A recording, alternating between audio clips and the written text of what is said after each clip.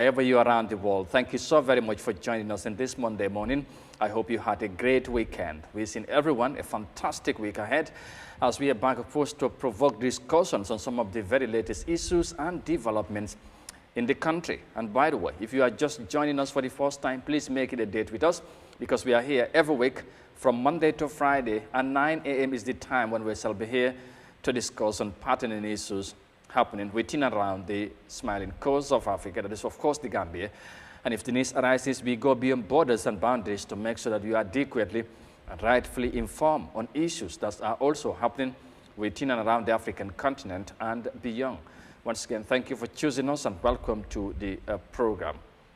mbokk yi ñu ngi leen di nuyuwaat beneen yoon fii ci Africa TV ñëwaat mbégte dellusiwaat ci beneen édition Good Morning Africa programme bi nga xamante ne da ngeen ko taamu lool suba bu nekk bu waxtu bi jotee dooree ko altine ba ajjuma ñuy waxtaanee réew mi waaye di def taxaw seetlu ci tolluwaay réew mi nag boo ñu ko waxee dinañ ci mën a waxtaanee ci yu bari yu xew ci réew mi demee ko ci wàllu wér-gu-yaram ci mbay mi ci wàllu tàggat yaram ba ci politique bi lépp lu nga xamante ne daal dafa xew te yitte askan bi danañ koy waxtaanee bu baax a baax ñu ngi leen di ziar bu baax waaye di leen dalalaat ci édition bu njëkk ci week bi comme ni nga koy àndee ak yéen ci jotaay jile fi ngeen mënta nekk nag ci biir réew mi wala ci biti réew di ànd ak ñun ñu ngi leen di ñaanal yàlla bu baax waaye di leen dalal ci programme bi di profito di ñaanal ñi nga xamante ne ñu ngi tawat nekk ci kër yi ak ci hôpital yi fu ne ci réew mi yàlla defal leen jàmm waaye naka noonu di bàyyi xel ñi nga xamante ne am nañ ay nattu nekk ci kaso yi fu ne ci réew mi waaye surtout ñi nga xamante ne ñu ngi fale ci Mile to Central Prisons di ñu bàyyi xel di ñu wettali ko suba bu nekk ñoom it ñu ngi leen di nuyu bu baax di leen ñaanal yàlla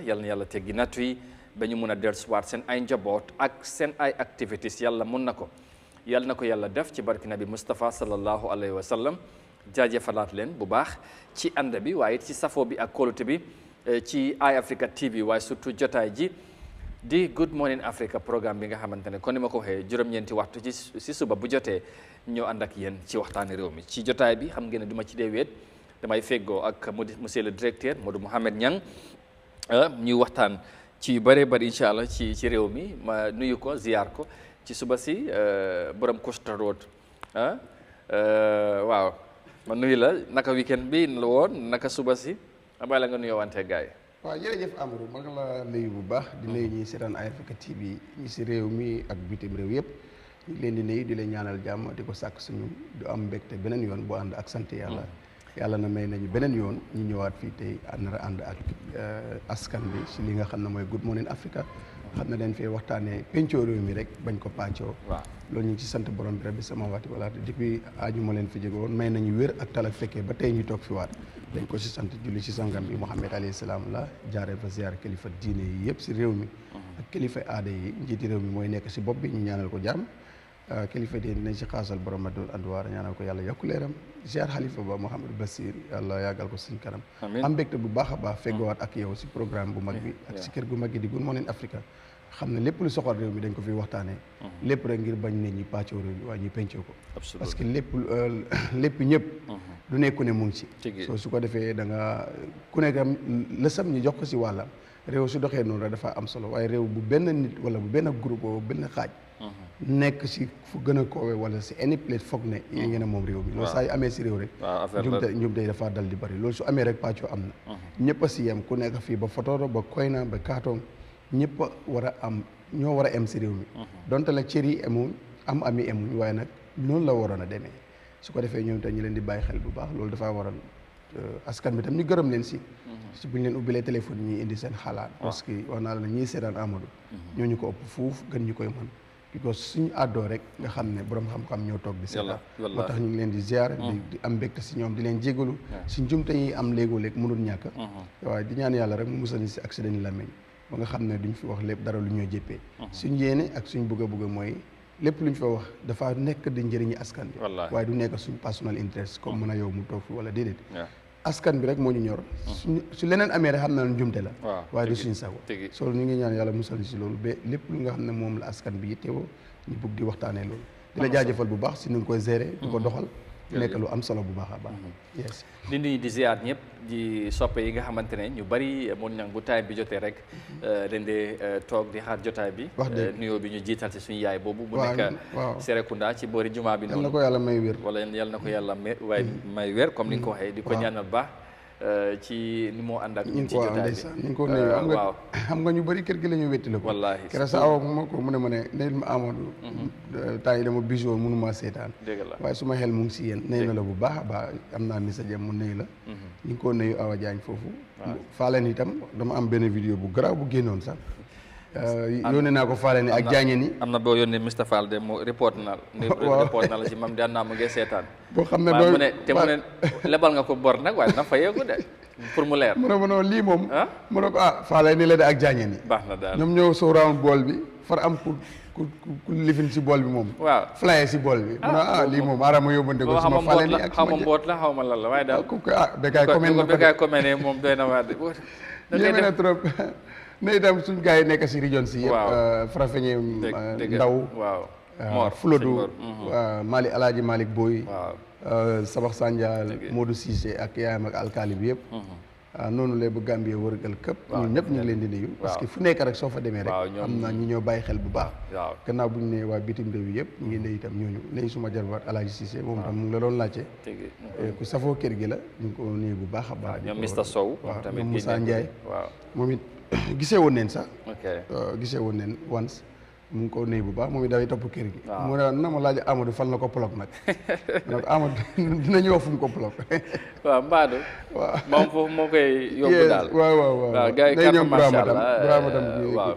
waaw ñu ngi jaajëfal ñëpp ak ku ñu fi kooloon keroog Matar Boy waaw Matar Boy nekk Spain mu ne dafay nekk di liggéey sax waaye dafay seetal comme sa Thomas rek soo bëri na si Thomas Mohamed Silla waaw moom tamit di seet moom kay mu ne mobile daanaka dañoo bàyyi vidéo yi di déglu audio bi exactly pour ñoom that should be enough non def ñoom Matar ak beneen Matar Ndour moom tam Germany exactly waaw am na solo bu baax ñu ngi gërëm ñëpp daal Jeng gëj ko koo dégg rek Jeng waaw monsieur Jeng gëj naa ko dégg tuuti waaw ñu ngi ko nuyu moom tamit waaw foofu ci Angleterre ak ñu fi nekk yëpp ñu ngi leen di jaajëfal baax a baax ñu nekk tamit fii buñ limee daal juum waaye ñu ngi ñaanal ñëpp jàmm ñu ngi jógee ko ci weekend bi namante am na waaye moo tax ñu am mbégte dellusiwaat fas yéene àndaat ak yéen ci waxtaanee réew mi lépp rek ci réew mi incha allah tey nag ci pencul ndawal réew mi la ñoo gën a taxawee lu fa xew ci weekend bi ndax dañu woote woon lu ñuy wax ne extraordinary session bi nga xamante ne daanaka bu mbir amee ñu bëgg ko waxtaanee te daanaka nekkuñ ci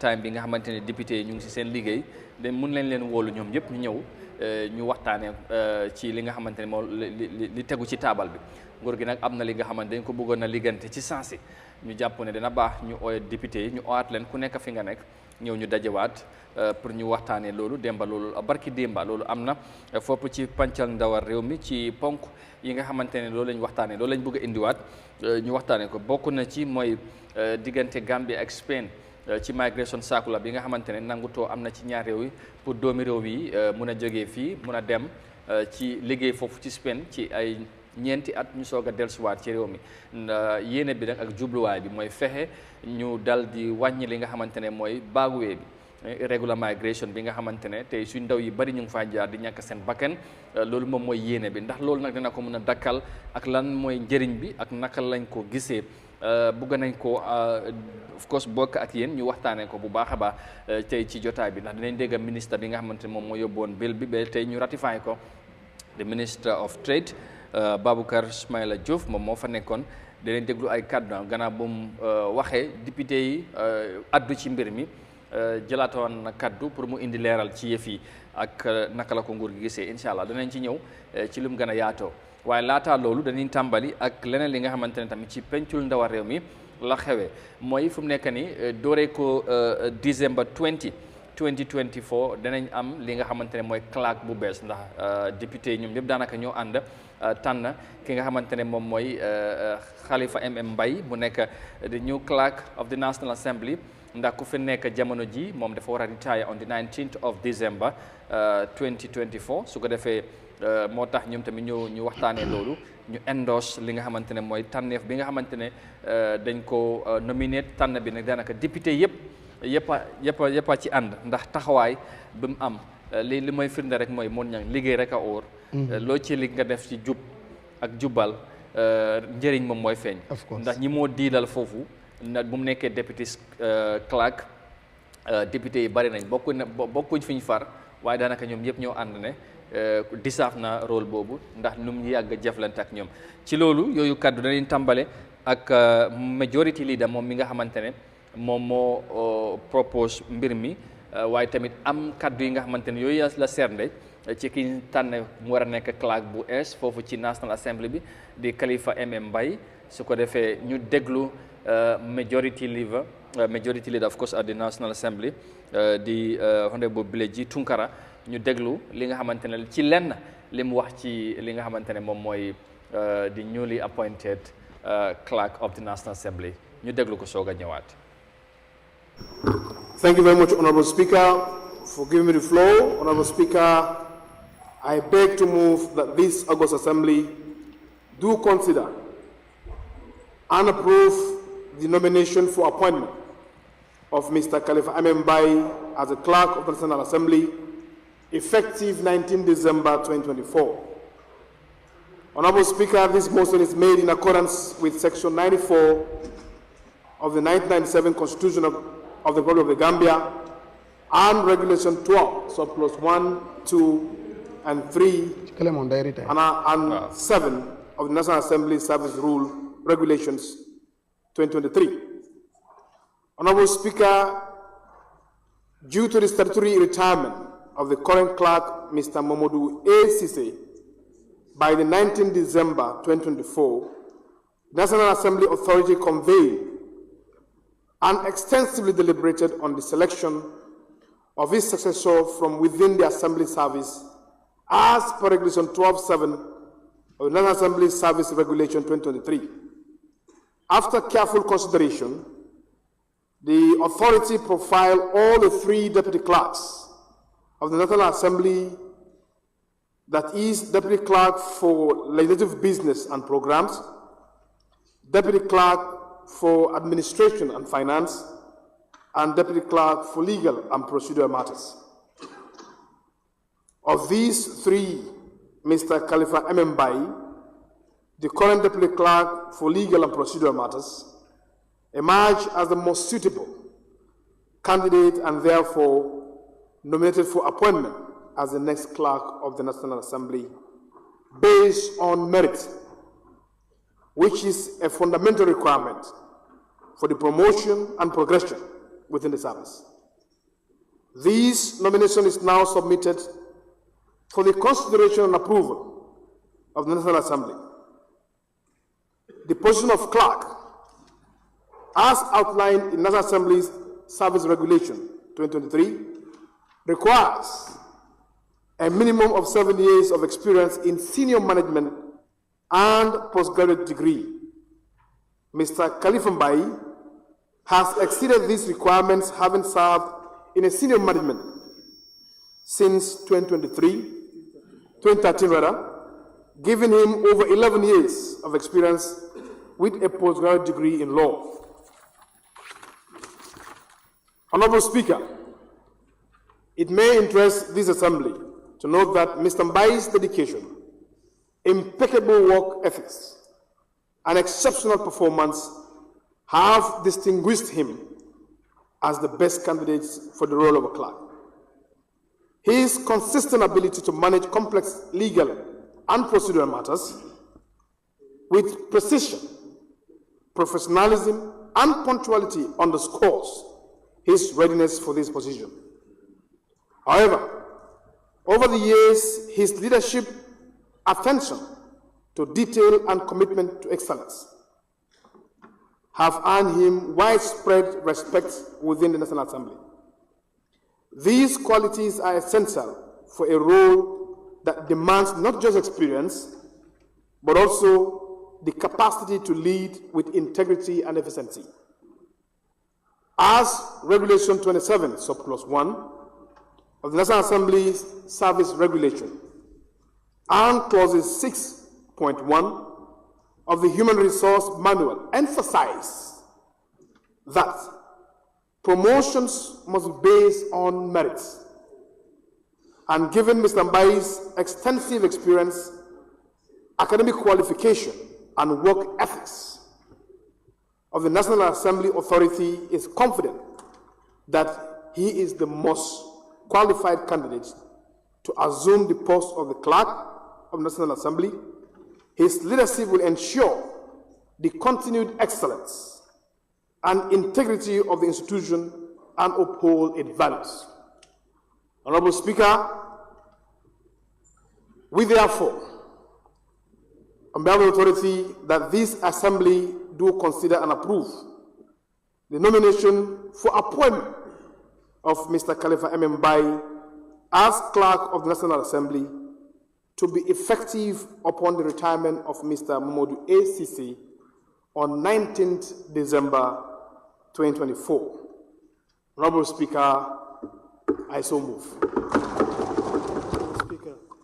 mu ngi noonu kaddu yaa ngi noonu ci National Assembly bi ci samedi bi la loolu de xew moom mooy majority leader of the National Assembly honorable Bleji Tunkara moom moo dal di move motion boobu noonu pour dal di ñëw of course waxtaanee li nga xamante ne moom mooy proposal boobu waaye eventually pour ñu mën a tànn ki nga xamante ne mooy Mr Khalifa M Mbaye mu nekk di ñëw clerk of the National Assembly ci loolu sax gannaaw li nga xamante ne mooy député yëpp daanaka dañ ci nangutoo waxtaan boobu sax daanaka amul dañ mujjee rek endorse yëf yi delloo li nga xamante ne mooy liggéey bi speaker bi mu daal di confirm ne appoint nañ ko fu mu nekk ni mooy tànn nañ ko pour mu wuutu ki nga xamante ne mandat bi mu ngi war a jeex on the 19th of December 2024 su ko defee moom dooree ko on the 20th of December moom mooy nekk di new clerk of the National Assembly jaar-jaaram la doon addu duñ ci mun a dellusiwaat ci lépp waaye tamit qualification ak ni mu yàgg liggéey ak ñi mu nekkal foofu ci néegi député yi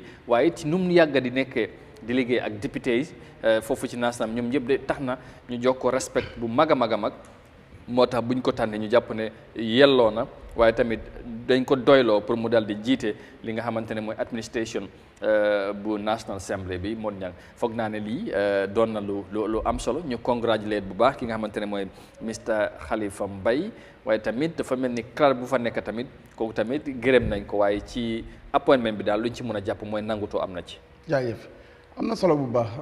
soo lii leen moo tax gars yi ñu ne place. bu ko jox sa waay. jox ko waayam. tigi an Khalifa diggante moom ak député yi. amul kum jëflantewul amul kum jëriñu. soo moo tax tey moom bu mu soxlaa place bi sax. gars yi ñoo jëlal seen bopp everything. gis nga façon yu appointment nii bu boromam yore dina def dara. bu ko bi mu fa nekkee yaa ngi doon def dara.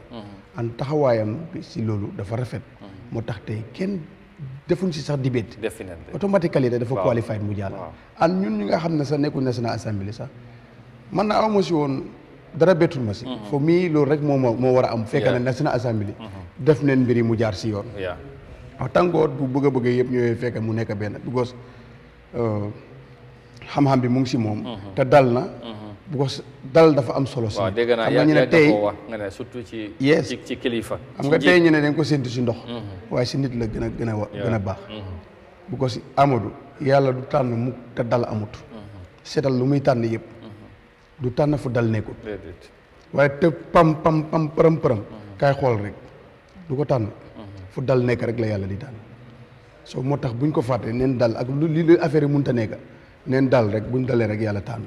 soo moo dalam feeñ na xam-xamam feeñ na soo loolu dinañ ko si ñaanal loolu yaakaar gu réew mi am si moom. ñu gis si lu kowe réew mi gis si lu kowe seen njortu. bi ko sag lu mu amee. ni ku dal la dal dafa am solo si ni ba pare dëggu. gom liggéeyam di ko def nu mu ko war a defee. it's very good. si loolu yëpp na su passé congrats ko si loolu noonu. waaye as lu ñu bokk ñu bokk.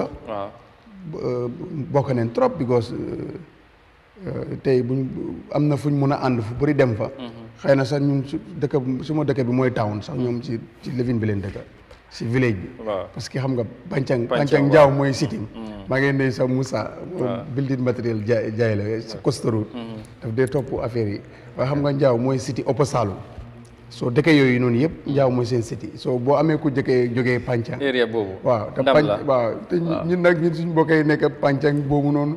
nekkaat tam Pancang bu ku dee Pancang yi nekk si frontière bi yooyu noonu yëpp Pancang yooyu yëpp daa di seen soo mu jógee ko Upper Saloum. jógee ko Pakala. soo ñun ñu nekk sati Pakala. dinañ bëggee loolu tam. ñu ko ñaanal bu baax.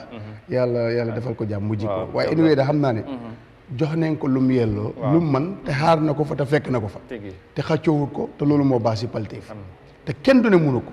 mun na ko ne ko ñaan yàlla rek yàlla bu mu si am benn jafe-jafe yàlla bu mu si am waaw léegi ci liggéey bi dañuy dellusiwaat ci li tax xëj na tey buñ ko waree tànn surtout ci néegi député yi ñu fa nekk yëpp am nañ dat liberty pour bëggoon na sax waxuma la sax ñu challenge waaye wane woon seen suñ am ñàkkoon ci buñ ci ñàkkoon a ànd wala amoon ci beneen gis-gis war nañoo mën a taxaw wax ci am nañ that right waaye tey soo gisee ñoom ñëpp tey ñu ànd a bokk daanaka am benn yéene ci moom dafa mel ni dafa am nu mu doon liggéey ak ñoom soo xoolee politique moo gën a bëri ci National Assembly ndax ñu fa nekk yëpp ay politiciens lañ ku ne am foo far am na foo far léegi nag yow boo jëflante ak kii léegi du ñàkk am nuñ lay xoolee wala ñu léegi am ñu la bëgg a yóbbale ci beneen boor wala ci biir boor waaye moom fexe na ba tey mu nekk ci ni mu war a taxawee mu nekk ci digg ku nekk li mu war a jëflante ak yow mu jëflante ko yow dina jëflante te loolu moo am te lu dem loolu seede bi ci sax even Ablaye Cissé mi nga xamante moom tamit addu woon na ci moom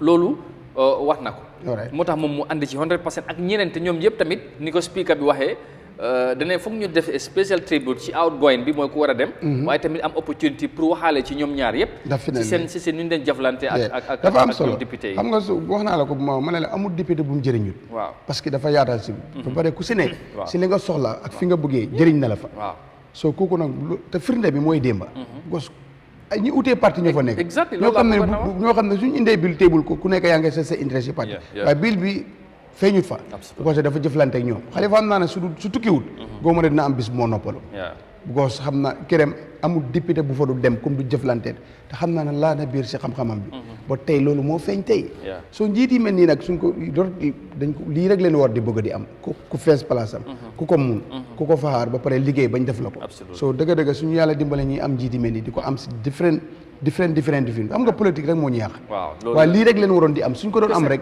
da ngaa gis ne réew bi léegi tey mu dem si kanam but anyway yàlla baax na di ko ñaanal rek mu jikko ak jaama rek ba pare xam naa ne dina gën a continuer si lu baax lu mu doon jëf tey ba bisam te yokka ci leneen donte ne sax tamit yooyu yëpp tey nu mu doon jëflante ak gars yi nekkoon na lu rafet ñu am yaakaar ci moom waaye ni ko majorité la bi waxee tànn bi tamit dafa ko mérite waaw daf ko deserve ci xam-xam ci ak jaar-jaar ak ci expérience bu mu am loolu tamit pour ñu yokk ko ci pour ñu xam ne xëy na nekkul ne dañu xool nekk dafa nekkoon ki nga xamante ne daanaka ku yaatu woon la xam nga jeexal waaye xam nga ñu utee parti ñoo fa nekk waaw tey kii moo ko téebul majorité lii la tey ana minorité lii la waaw am na parti bu nga xam ne lu ñu leen fa ëppee bariwul mënoon nekk ku si challenge soo liggéeyam dafa set si biir National Assembly daf la won ne rek bu moo liggéey seetut kii fii la bokk te li moo dimbalee gars yi du mun a seet position parce que ku si nekk bu la dimbalee sa interest nga dem si debate bi nga def ko fa nga am si dara bu bisam jotee nga taxaw si te loolu mooy liggéeyam an looloo tax du fa mun a feeñ parce que ñëpp la defal def lu mu war a def ba pare defal ñëpp nga soo ko defee sa bërëbu liggéey kaay soo loo bëgg a def dafaa yomba dafa def lu mu war a def ba pare defal ñëpp lu ñu bëgg ak li mu war a def waaw te ku ñu yàgg a jëwee lu baax la ci ñu dee jëflante ak moom parce que boo waxee gis nga yar ñenn ci député yi nga waxee ci moom rek da nga xam ne wax nañu am yaakaar bu baax baax dafa am discipline ba pare seconde ku dal la waaw lu ma neex si nit dafa nekk si moom dal pare am yar Amadou lu mu la mayit du la ko xeeñ moo tax na si nit ñi gën a coppi di am dal wax naa la ko si gannaaw fu dal nekk rek la yàlla di dugal mbiram fu mu nekkut soxlawut ko exemple si mun naa la si jël lot of exemple dal rek imaginal rek buy tànn ifi njiiti réew sax seetal rek kuy ñëw dal rek moo ëpp solo alright waaw loolu am na solo bu baax su ko defee loolu tamit lu mat a bàyyi xel la comme nga ko waxee xam naa ci beneen ponk rek ci fu ñoo daanale ci moom mooy tamit lan lañ ci war a mun a jàngee ci doxalini réew soo doon ne kilifa nga war a nekk ci place léegi fi nga nekk surtout boo doonee ndaw ci ñi nga mag ñi la mag ñëpp ñu ñëw ci yow waaye yow fexe nga ba tey li la war yow en tant que kilifa nga fexe nga doxal yoon ñëpp yemale seetloo na kii fale la bokk xëy na su ma bàyyi xel kii naa ci gën a am opportunity wala privilège waaye fexe jubal joxal dëgg so foog naa loolu tamit message la message bu am solo lu ci war a mun a jàngee mooy moom message am bi dafa laal ifin ministre yi fa nekk ba pare laal nu mu tuddaati laal député yi laal ifin sax National Assembly bi yëpp message bu nekk si xalifa député yi dañ ko war a jëfoo. waaw parce que def na message bu nga xam ne ñoom tey ku si amut second time rek yow sa message yi message bu xalifa bi agut si yow. absolutely. ku si amut second time wedduma ko amoon waaye ku si demaat si seen ku delluwaat si askan. tànnuñ la. déglu loon message bi kon doxalee loon xalifa doon doxalee. kon loolu dafa am solo. dafa am solo it's a very good message. joxe exemple ne kuy fal da nga fa war a nekkal nit ñi nekkee fa dëgg ak yoon. li si gën a bari xëy na lu bari nii rek loolu ko ci moom dafa jafe. waaw lu Youssou Ndour doon mbaa yaa gën a waaye lu jafe mooy nga dëkk ci. loolu borom bi rek moo ko mun. waaw waaye nag am na nooy men dina sul sa benn yi nga xam ne méngoowut ak yoon. lu baax su ëppee rek lu bon du feeñ. yaa ma understand moo tax na message bi National Assembly yëpp ñoo si waree mooy respect seen askan bi. su bill ñëwee si National Assembly ñu càmbar ko. waaw traité ko nu mu ko war a traité càmbar ko ba pare jàngat ko seet ndax lan moo si njëriñ askan bi. bu amul njëriñ askan bi ñu def ko ni yàq bu naqari sànni fële buñ seet ku ko indi. buñ seet parti bi buñ seet dara nañ seet askan bi suñ ko defee rek réew mi léegi mu dem si kanam waaye sooy seet ne lu tax ma nekk député parti bi moo tax ñii ñoo tax ba pare ñi indi table si National Assembly bi ñi la tax a nekk député gisuñ si seen bopp amul njëriñ si ñoom nga vote ko or nga askan bi te loolu ëllëg mun na laa yàqal lu bari so message bi is very good so loolu te it li ma bëgg a wax tamit taxawaay bi exemple bi war naa dem beyond the National Assembly parce que li ma wax man leadership bi generally laay wax ak tamit nit kuñ jox ñu am yaakaar ci yow jox la liggéey pour nga doxal foog naa dafa am solo rek pour nga def nga doxal yoon doxal tamit dëgg bu boobaa bu xëy na yu mel ni bu ñëwee buñ la tànnee dina doon yokk yaakaar ci askan bi dina tamit foog naa daal lu ma ci bëgg a wax rek mooy ñu bari war nañ cee mën a jàngee surtout ñi nga xamante dañ leen tànn jox leen ay responsabilité xam nga wax naa am na benn exemple bu ñu waxtaanee fii the former CEO of the Bundun Health Center buñ ko bëggee jël foofu ñu fay liggéey dañ waxoon ne buñ sax amoon lu leen gënal du dem. ñu génne ba ñu ñaxtu sax di ñaan. parce que fañ ko doon yóbbu tam fu ñu ko yóbbu. ñoom tamit di same team ki fa nekk ñu ne bàyyi leen kii fii. soo loolu dafa jafe pour ñu gis ko. loolu li soog soo barki démba boo xoolaanee session bi da ngay gis ne député daanaka ñëpp ku nekk bëggoon naa wax ci Halifa. waaw wax naa dafa jëflante. waaw exactly soo loolu tamit. mun naa la woon daanaka 53 yëpp jëflante na ak ñoom. te lu rafet la doon. non soo demee office am rek nga xam ne. kuy yaatal nit ñi la. waaw te lu mu nekk mën na ko. parce que man sax bu ma gisee bagage am yi buggee mën na ko li sëñ bi neexut a lijjanti de waaw xam nga rek góorgóorlu na si ñu ngi ko ñaanal rek yàlla gën ko defal sutura parce que yaakaar la yàlla gën ko jàppale rek. ba nga xam ne nii sax dina am place bu ëpp sa clerk yaa ma understand waaw waaye contrôle room lu fa nekk amul yaa ngi ree rek. non gars yi bi la xam nga saa yi moo ñëw di roube foofu noonu rek. kan noonu. yow xanaa borom news department. kooku mooy kan noonu. borom yéene kaay waaw. moom na dem booy. moom moo nekk di roube su ma na. kanaa pàncang gu ma ko wax xam naa pàncang bi moo ko yëngal ba pare bu dee sa ndewoo sax suñ ndewoo tey moo ko responsable loolu la wax de. xaw ma nag lu waral loolu. bàyyi ko fii rek mu ñu génn fii muy daadaay fii di lay. ak si gaaw nag te mu naan la yow man dama fogoon lii. dinaa ko audit nag boo demee ndew bi am na fu mu jógee ma audit ko ndax ñaata leen ko joxoon ndax loolu la indem déet. anyway mu ngi noonu ñu ngi ko ndokkale beneen yoon. su ko defee message baa ngi noonu lii lañ bëggoon a tàmbalee waxtaan bi tey ci li xewoon ci National Assembly bi once again congratulate Mr Halifa waaye tamit di ku moo wuutu kooku tamit gars yi. waaw moom nee nañ ko def special tribute. delloo ko moom tamit taxawaay bu ñu doon wax ci moom sax maa ngi gis moom tamit wax nañ ci moom lu rafet dafa noppal waaw retire waaw dafa retire sant na noonu tamit saaf na xam naa ne yàgg na fa de waaw yàgg na fa te soo demee nag nga liggéeyal sa réew ba nga war a noppale ko loolu tamit ndam la waaw delloo ko njukkal dafay doon lu war te ñu ne nañ ko defal insha allah ndax on the 19th of December la war a retire on the 20th la Halifa war a jël lengay ñaanalaat ko baax yal na yàlla oyofal yéen bi on the 19th bis bu rëy la si Gambia exactly gis nga duñ ko fàtte mu waaw 19 January surtout waaw boobu moom wala décembre waaw 19 décembre January la woon mooy si laa fi waaw loolu la su ko defee mu ngi noonu non suñ bés bu ma laa wax décembre la woon de ok kon acca boog bu ma laa wax décembre la woon 19 décembre bu da nga ko fàtte le 19 di dem Sénégal mais yéen li ngeen di ut si fii yéen le 19 seen acca boog jërëjëf thank you very much mu ngi noonu ñu gërëmaat leen bu baax loolu lañ bëggoon a tàmbali waaye dañoo desandi ak National Assembly ba léegi lu fa xewoon ci bés boobu ñaari ponk yooyu lañ doon waxtaane benn bi bii la woon beneen bi mooy bi ma njëkkoon a wax jëmee ko ci li nga xamante ne mooy ci taxawaay bu nguuri Gambie am fexe ñu ne create ay employment opportunity tax na nguuri Gambie ak Spain nangutoo am na ci ñaari réew ba tey nguuri wala doomi réew Gambia war fee jógee ko dem ci Spain war faa liggéey ñi nga xamante nag dañ leen soxla xëy na ñu am métier ñooñu lay doon su ko defee ci ministre bi nga xamante ne moom moo yoree wàllu trade mooy li nga xamante ne moom mooy wàllu jaay ak jënd ci réew mi wala ak employment of course di honorable Ismaila Diouf moom moo fa nekkoon dal di indi li nga xamante ne moom mooy ponk boobu pour ñu waxtaanee ko gannaaw nag bi mu ko tegee ci table bi ba député yi càmbar ko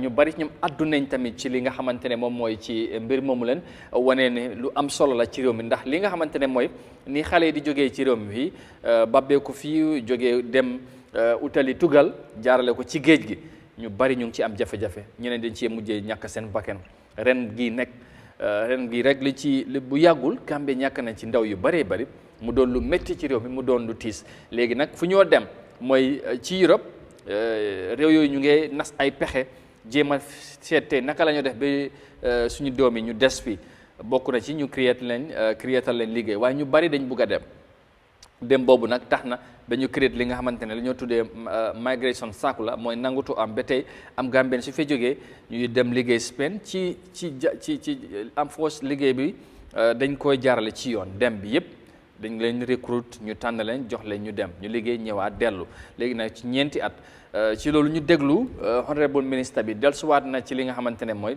ci li tax ñu def ko waaye tamit dal di tontuwaale ci yenn yi nga xamante ne mooy ay issues yi nga xamante ne wala ay naka laa ko waxee sax ay mbir yi nga xamante ne depuis ay gis-gis yi nga xamante ne ñenn ci député yi gisee nañ ko waaye tamit dal di ko raise ay concerns dal di ko laajte ministre bi ndax sooraale lañ loolu ndax bàyyi nañ ci xel tontu boobu la ñoo déglu su ko defee bu ñëwee nag gën a yaatal waxtaan bi Honorable Minister of Trade ñu déglu ko. Thank you very much, members of the National Assembly, for supporting the ratification of this very important instrument. Generally, the comments are similar and they are cross-cutting, so I'll try to be as brief as possible without losing sight of every comment that has been made. And I have taken very seriously and very serious notes of all the issues that have been raised, all the concerns that have been raised, and I thank you very much. I want to begin by saying that my staff and I are equally concerned and committed to the welfare of every Gambian. And that is why the government, under His Excellency's leadership and guidance, we entered into this phase of engaging our friends outside to make migration seamless for our youth, but also make it meaningful and beneficial to the tripartite relation that the honorable member from Woolly East mentioned. My apologies, I beg your pardon. I think you mentioned the issue of remittances and how the government can leverage this. We already know that the government of the Gambia has set up a unit at the Ministry of Foreign Affairs and a desk for diaspora affairs. And we know that we have developed a product at the central bank which gives them the opportunity to invest their extra monies in diaspora bonds, which is a specially designed product to attract money from the diaspora to help us as a country access their extra savings in order to invest them in the economy. But the broader benefit of these remittances can also be associated with what is the biggest trigger today for our economy, which is the construction industry. Most of the remittances that are coming to the construction industry, where we recruit carpenters, we recruit masoners, we recruit painters, we recruit plumbers, we recruit electricians, we recruit drivers, those who are dredging sand. All of these cement workers are employed by the industry where the remittances are going to, the bulk of it. So I think it is just a continuation of that. and I dovetail this to the concern about integration. You talked about skills and skills development. It is the policy of the government that we support the Ministry of Higher Education, Research, Science and Technology to expand the skills development base of the education sector. And that's why you can see skill centers being dispersed throughout the country to give youth the opportunity to sharpen their skills in order to participate in these skills. But beyond that, I was in Geneva 2 weeks ago, and I was with the International Trade Center. My purpose for visiting the International Trade Center was around support. You know, the YEP project was supported by them, that they will extend their support in this country to skills development so that we cannot stop the skills from migrating to other countries, but we must have a pool to replenish the skills that we are losing, and that will address your concern about brain drains. So we will deal with that by ensuring that the chain of producing skills is accelerated and maintained so that as we lose nurses, as we lose teachers, we are able to replace them with others that have come out of the training machine. I also would like to say, Honorable Speaker, that for those who will attempt to abscond, the recruitment process will have some safety valves. We will be at our level, because we are the last port of call after the recruitment has been started by the agencies. It comes to the Directorate of Labor, which is under my ministry. But at the end of the day, we have a Department of Employment, which is also providing supervision for that directorate. Within this process, the minister, the permanent secretary, and that is unprecedented. This is a very, very attractive thing. If you are going in year one, for 6 months, 7 months, the contract is over, return to the country as prescribed. If you do that for 4 consecutive years, and mark you, the permit is going to be a 4-year permit. You don't need to apply when you are going for the second tranche or the third or the fourth. So if this works, after 4 years, you can stay in Spain, and if you can stay in Spain, you can move to another European country. So I think this is incentive enough for every Gambian who is involved in this scheme to be ready to come back when you are asked to return. Honorable Speaker, on the issue of international law, we saw the paragraph when the agreement was given to us. My people and I studied it. We looked at, because the International Labour Organization conventions are also being administered by the same people. We know the provisions in those ILO conventions. We know that Spain as a country is part of the European Union, and they are bound by obligations under the European Union. So we know, as a lawyer yourself, we know that this is something that we can cling onto and ensure that justice is delivered to our people if there is any abuse. So we are not concerned that they will be abused and there will be no law. There is international law that is binding on countries, and Spain will be bound by anything that the EU has signed, so we are comfortable with this. Honorable Speaker, to wrap up, I want to say categorically that we are not, as a ministry, using these bilateral agreements as a substitute to our obligation as a government to provide jobs in the country. That is not our strategy. I can say here that we have just finished a study at the ministry on the Trans-Gambia Corridor, Special Economic Zone and Trade Enhancement Infrastructure. The report is currently public knowledge. That scheme is going to produce in this economy 97,000 jobs. It's clear. It's a bankable project already. 97,000 jobs is more than half of the 150,000 jobs. Already, we have other strategies, entrepreneurship, whether this is about, making the business environment a little bit more accessible, making it more responsive, more user-friendly. All these things we are doing is to encourage opportunities. And that's why when we speak, we are talking about employment opportunities. Those opportunities will exist at home. We are not only asking our youth to go out, we are going to give them jobs at home. And that must be registered. This is to respond to a phenomenon that we have no control over. Even if you have jobs that are paying beyond what is happening in Europe, for some people, for the fact that they are going out to Europe and America, they will take any risk. So for those people, we are saying, okay, now you really want to go. And we all believe in either Christianity or Islam, that wherever your meal is cooked, you must go and eat. So they must go. People will migrate. And we always say migration is as old as humanity. So, but let's make it convenient for them to go so that the government of this country is involved in their supervision and monitoring. If you look at the agreement, the Spanish government will be working with us. Our embassy in Spain will be working with us. So we are not isolated in this.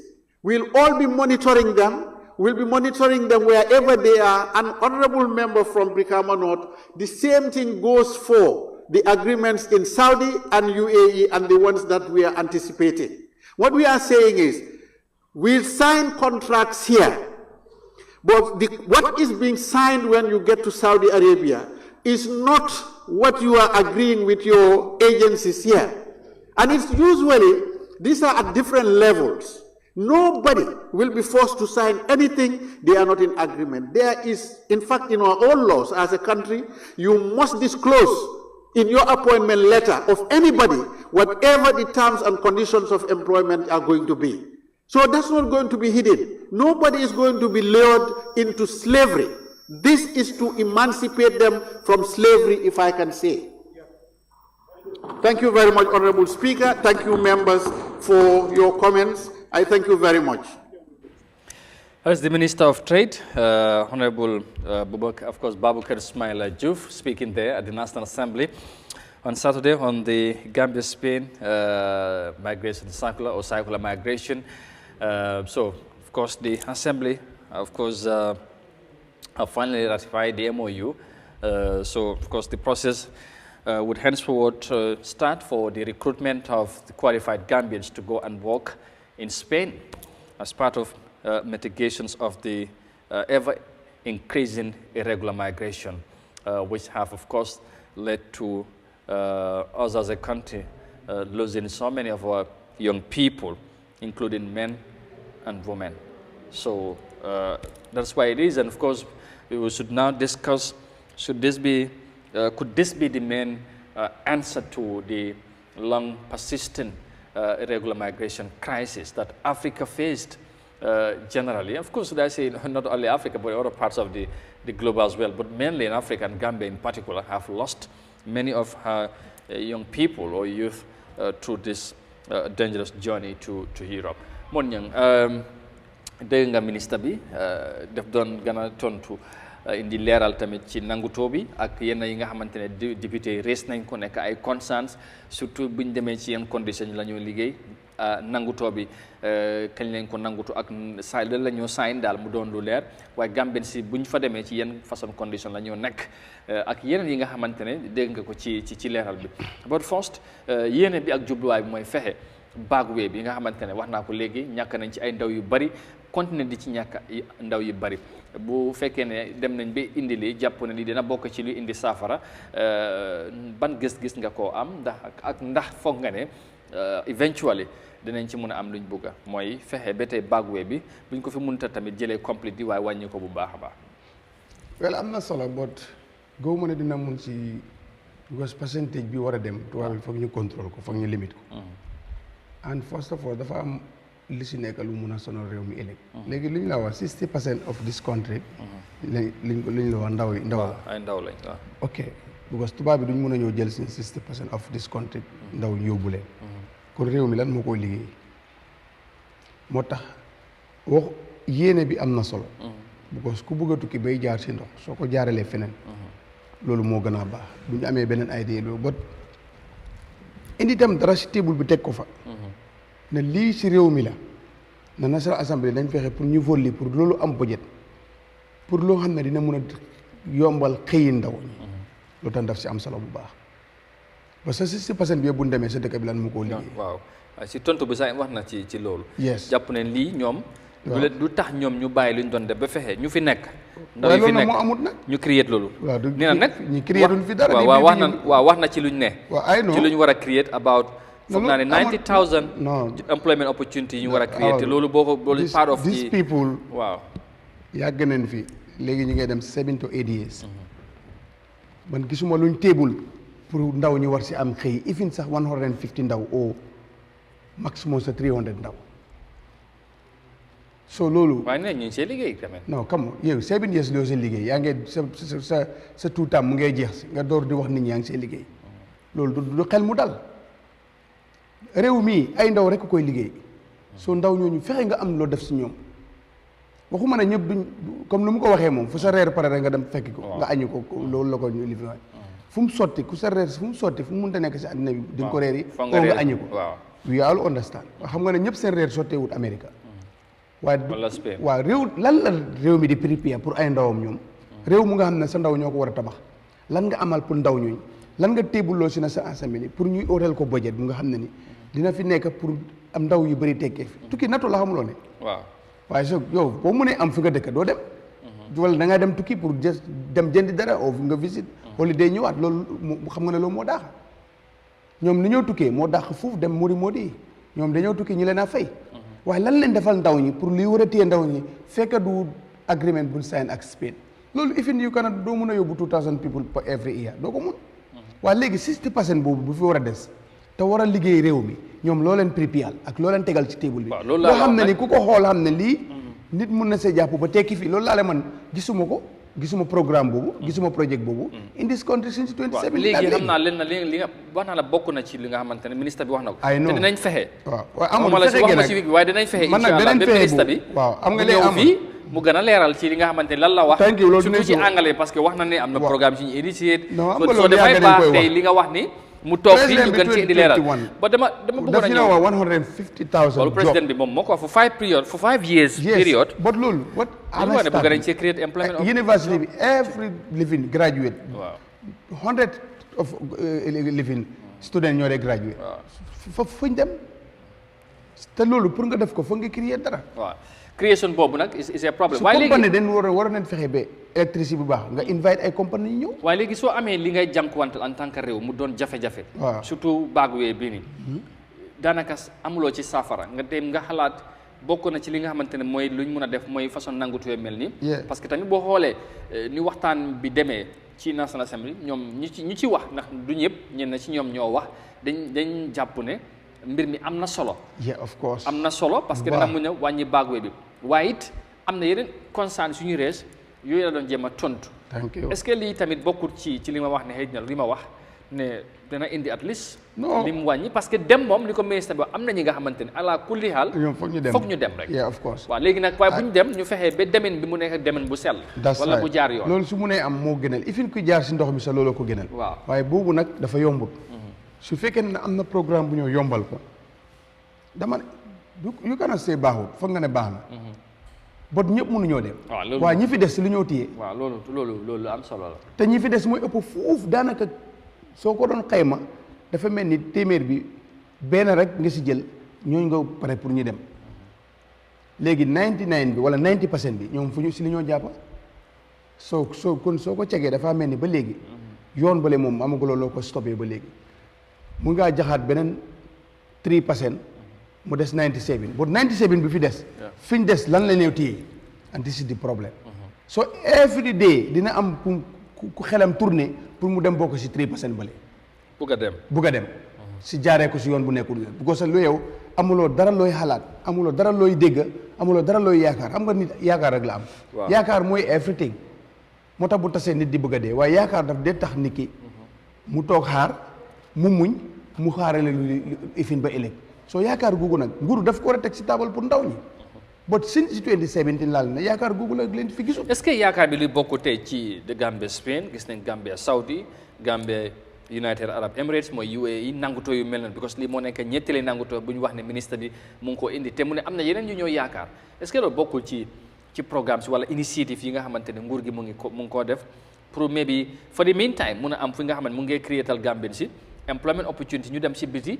mun a liggéey make more money dellusiwaat fi nekk tamit am lu leen di créatal dañ doon ne loolu pare gut tubaab bi ñoo xam nga lu tax ñu soxla loolu waaw xanaa ñoo amul ay ndaw bari nañ ay màgget nag de ok ñoo amul ay ndaw waaw ñu bari si ñoom ay agent population waaw léegi Amadou ñun fii kan moo war a liggéey dëkk bi ndaw ñi loolu moom tamit so léegi boo agréé ne sa ndaw ñu ñëpp dem yow sa fii du mabbu waaw loolu tamit affaire la de parce dama ne réew bu nekk dem mënut a ñàkk ay agri luñ def nii saa bi nangu naa ko ñëpp duñ mën a dem waaye am na ñu war a mën a dem dem liggéey ñëw teral dëkk parce que tey soo cegee dëkk bi tey kër yi baax yi ak li fi amee cin yi tàkk boo fi génne woon luy jógee Europe ñu nekk Europe lu si des du bari yes spécial xew ak ministre bi taxaw na fi wax ko Gambien si nekk si biir lu ñoo dugal ñaata million leen la wax ne lañ fi dee dugal kon loolu kenn du werante is important but what is the programme si ñi fi des parce que nag ndaw yi ñooy piile contrat bi ñooy piile yi léegi yow soo génnee sa piile yi gën a baax nga yóbbu leen réew bi su resee nag est-ce que ñuy dem ñëw ñoom duñ fekk fi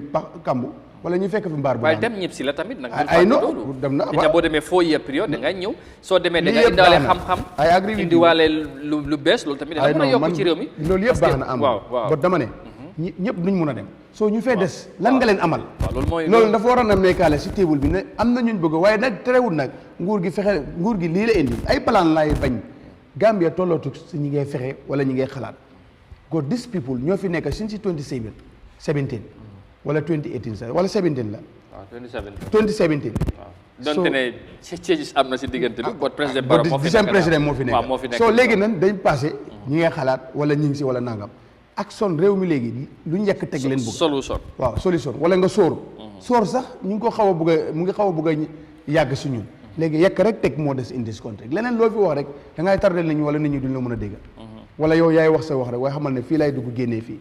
but 2017 ba léegi is almost 7 to 8 years lan leen fi teg amul loo xam ne nii ay ndaw mun nañ see xëy jàpp lu ëpp téeméeri ndaw ak juróom fukk.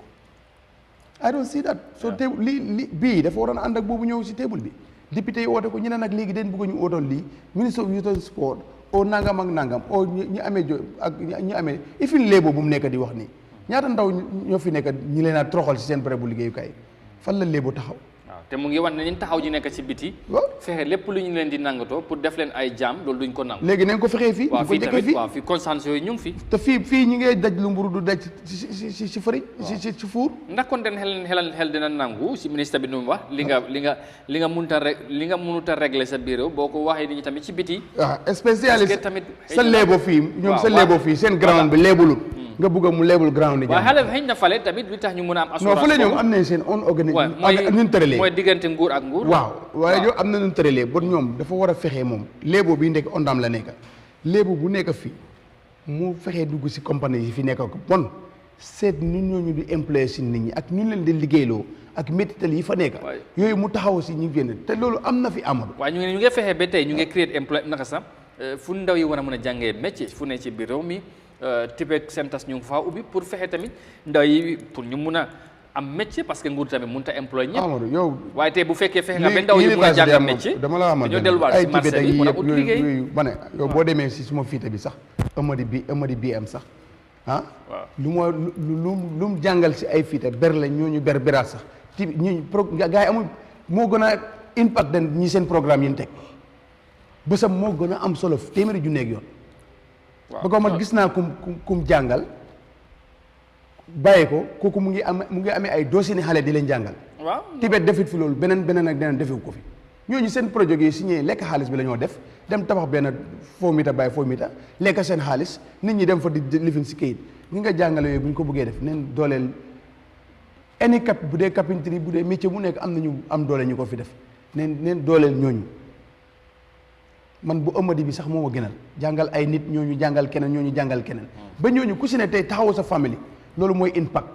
comme bare tam waaye government tamit foog mu initier ay programme waaye boo initier des programme bu amul impact amul njëriñ programme bu nga xam ne benn individuel waaye lii loolu bu ñu ko commencé yàggu ba tey mun nañ cee jàngal nit ñi mu ci am xam-xam ñun léegi lañ dafa am commencé solo moon ñang quand même am na solo Amadou ba dafa amul impact waaw non impact bi tamit dañ ko yëg waaye du ci joni léegi nii buñ ko tàmbalee yàggu foog ñu jàngal nit ñi ay at nga mun a jàngal sa métier mun a mokkal sooga nag ñëw dugal si marché bi kon ni mu ko waxee of course ñi nga wax ni ñoom Amady BM ak ñeneen mun nañ leen mun a dooleel ñi nga xamante dañ am already base ñu xam leen xëy na tey buñ leen yokk seen capacité yi mun nañoo jàngal seen ba loolu moom nangu naa ko loolu tamit terewul nguur mun a ubbi ay place yi boppam ay si bet yi nga wax ñii nguur yoo xam nga ne am na projet bu yoo xam nga ne tekki fii waxoon naa la ne keroog ba léegi bañ ko tegee da ko nguur waroon na ekkati ñu moom gàddu la bu ñu waxee ne programme bi projet bi jeex na rek lañ ko waroon a ekkati tekki fii c'est good slogan bu nga xam ne nii dañ ko war a mënoon na téye ndaw yu bari mënoon na téye ndaw yu bari waaye tey mu ngi nii nelaw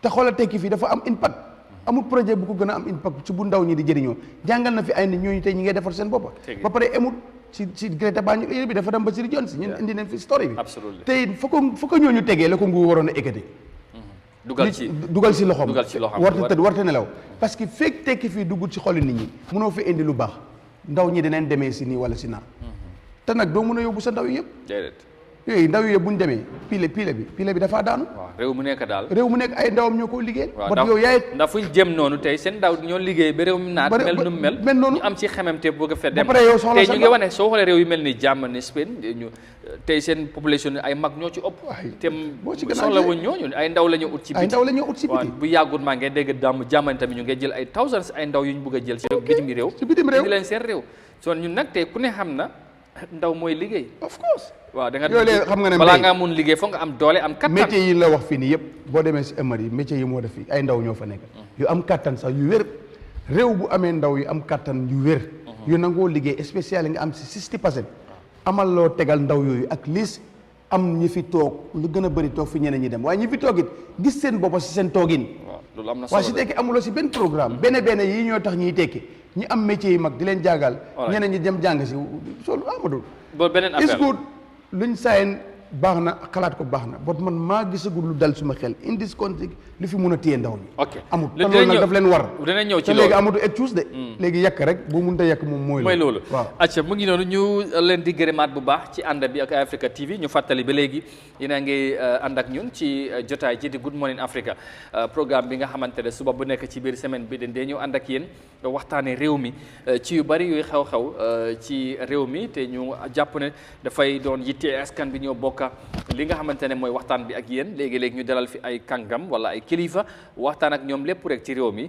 fexe naka la ñu indi saafara ci yenn ci jafe-jafe yi nga xamante ne askan bi ñu ngi koy dund ci réew mi su ko defee dinañ ubbi line si jël seen ay réaction ci li ñoo waxtaanee while at the same time ñu continuer tamit di wax ci yeneen ponk wala yeneen issues yi nga xamante ne jot nañ koo rees ci nangutoo bu am diggante Gambie ak Spain ci yëfi migration ndax tukki moom ala kulli xaal ni ñu ko waxee foog mu am léegi ci naka la ñoo tukkee nag loolu la ñoo waxtaanee ndax bagwe bi nga xamante ne indi na tey tiis ci kër yu bari indi na ci méttit tax na ba tey ñu ngi jéem a xalaat naka lañ ko saafara nangutoo bi am ni naka ngeen ko gisee loolu tamit dafay doon lu am solo number baa ngi noonu 2323 213 mooy fi ngeen mën a jaar ñi nga xamante ne bëgg nañoo react wala joxe seen ay xalaat ci li nga xamante ne ci loolu la ñoo waxtaanee mooy nangutoo bu am diggante Gambia ak Spain moon ñang ci beneen leneen li nga xamante ne ba léegi ci ñenn ci député yi reesoon nañ ko gannaaw bu ñu rafetloo nangu tamit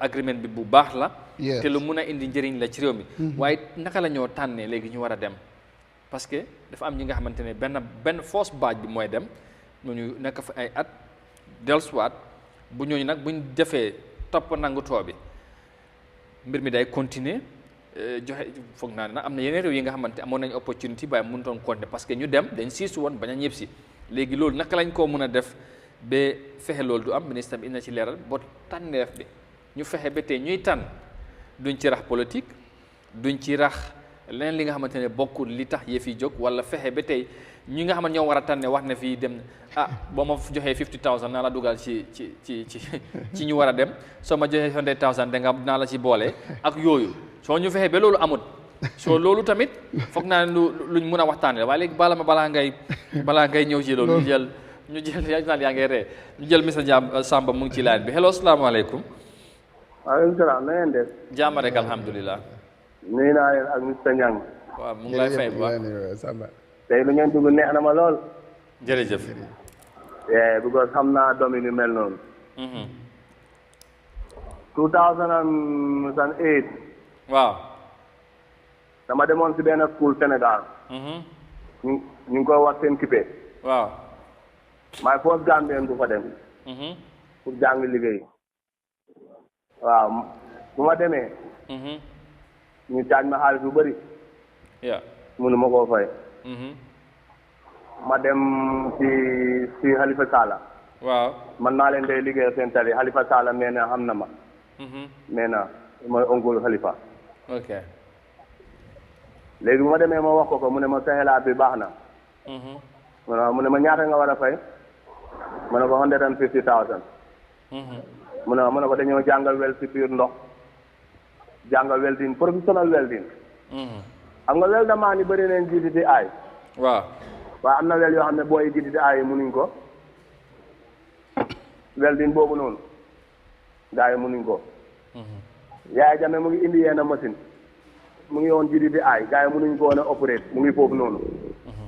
dañ dee jàngale welding. man nangu naa booy dem Europe.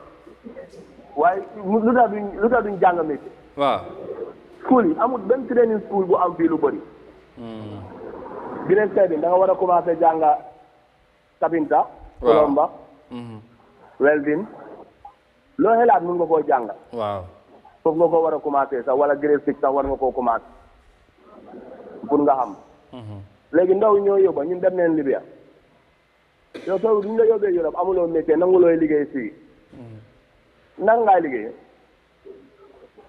daf dee garaaw de métier dafa am solo de. soo commencé fii réew bu nekk si àdduna bi. waaw. am na métier nit ñi de am na tactique bu ñu dee liggéeyee. français yi nii leen dee liggéey. jaamaan yi nii la ñoo liggéey. Sénégal ak Gambie sax bokkuñ ñu dee liggéeyee système dañ dee liggéey loobat. ñoom ñu ngi liggéey palanteer ak weer. ok.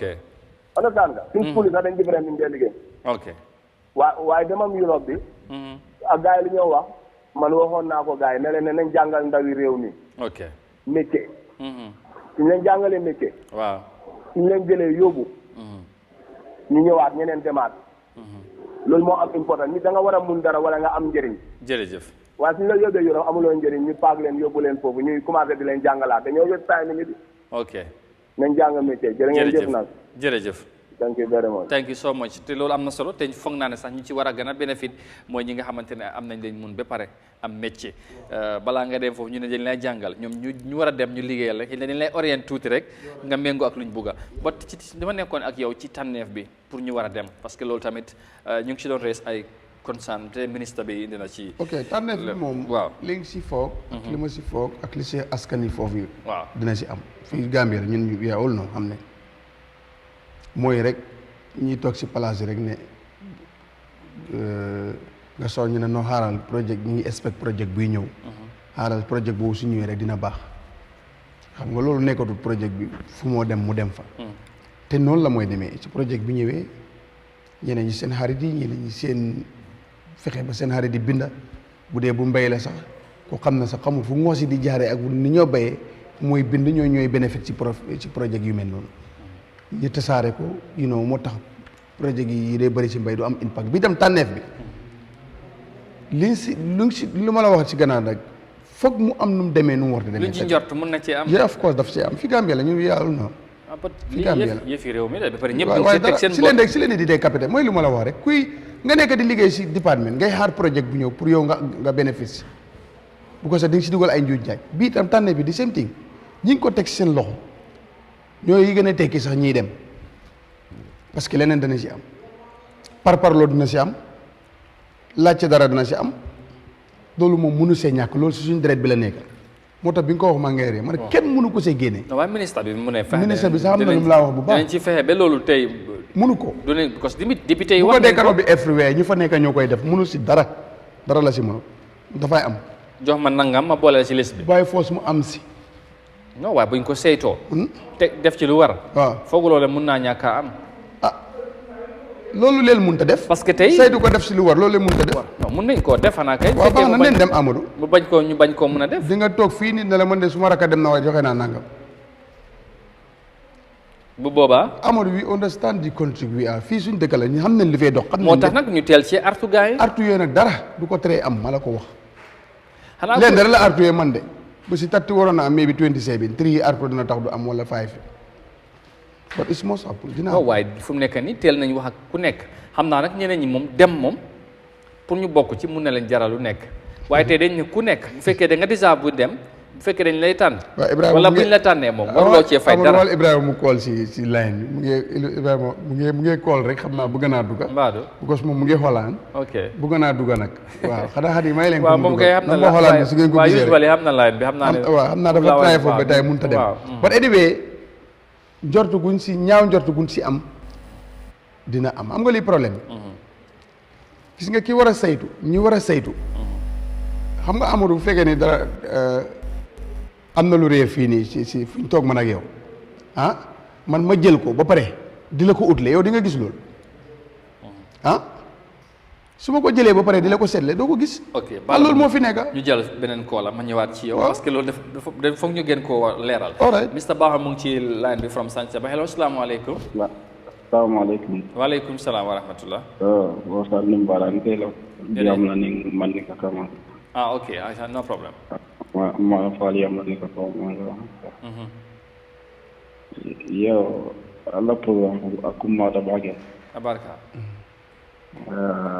Alkalum ila indo bu ñom mi tété. Ay jamme no bagel. Aka min foten ko min ni do yelata ñoo baadi jibe ta bayla ji dafa la do molal de so aka min foten ko ni kel ni mu me kuntita ni ke dol ñanta sot la janam ni ñanta du ko kala banko ka lam kon ke mo ta banko kam bagal e kan dem je tan defa mu tero fin karal lawante bar school uniform mo ni nga karab mu jamale kala fiala yo apprentice bi len mi am ko mo du ke karal ni no bar mu len disporen diye yoram suru balia ya understand yo sai wo mo lu don benda bu ka karal ni ni man ta kula ya bulda bi tara ko ko to no yen semintu ya yoron dinan ti ko mo lu don bi karal la mo mo ska mo nani o woro karal ni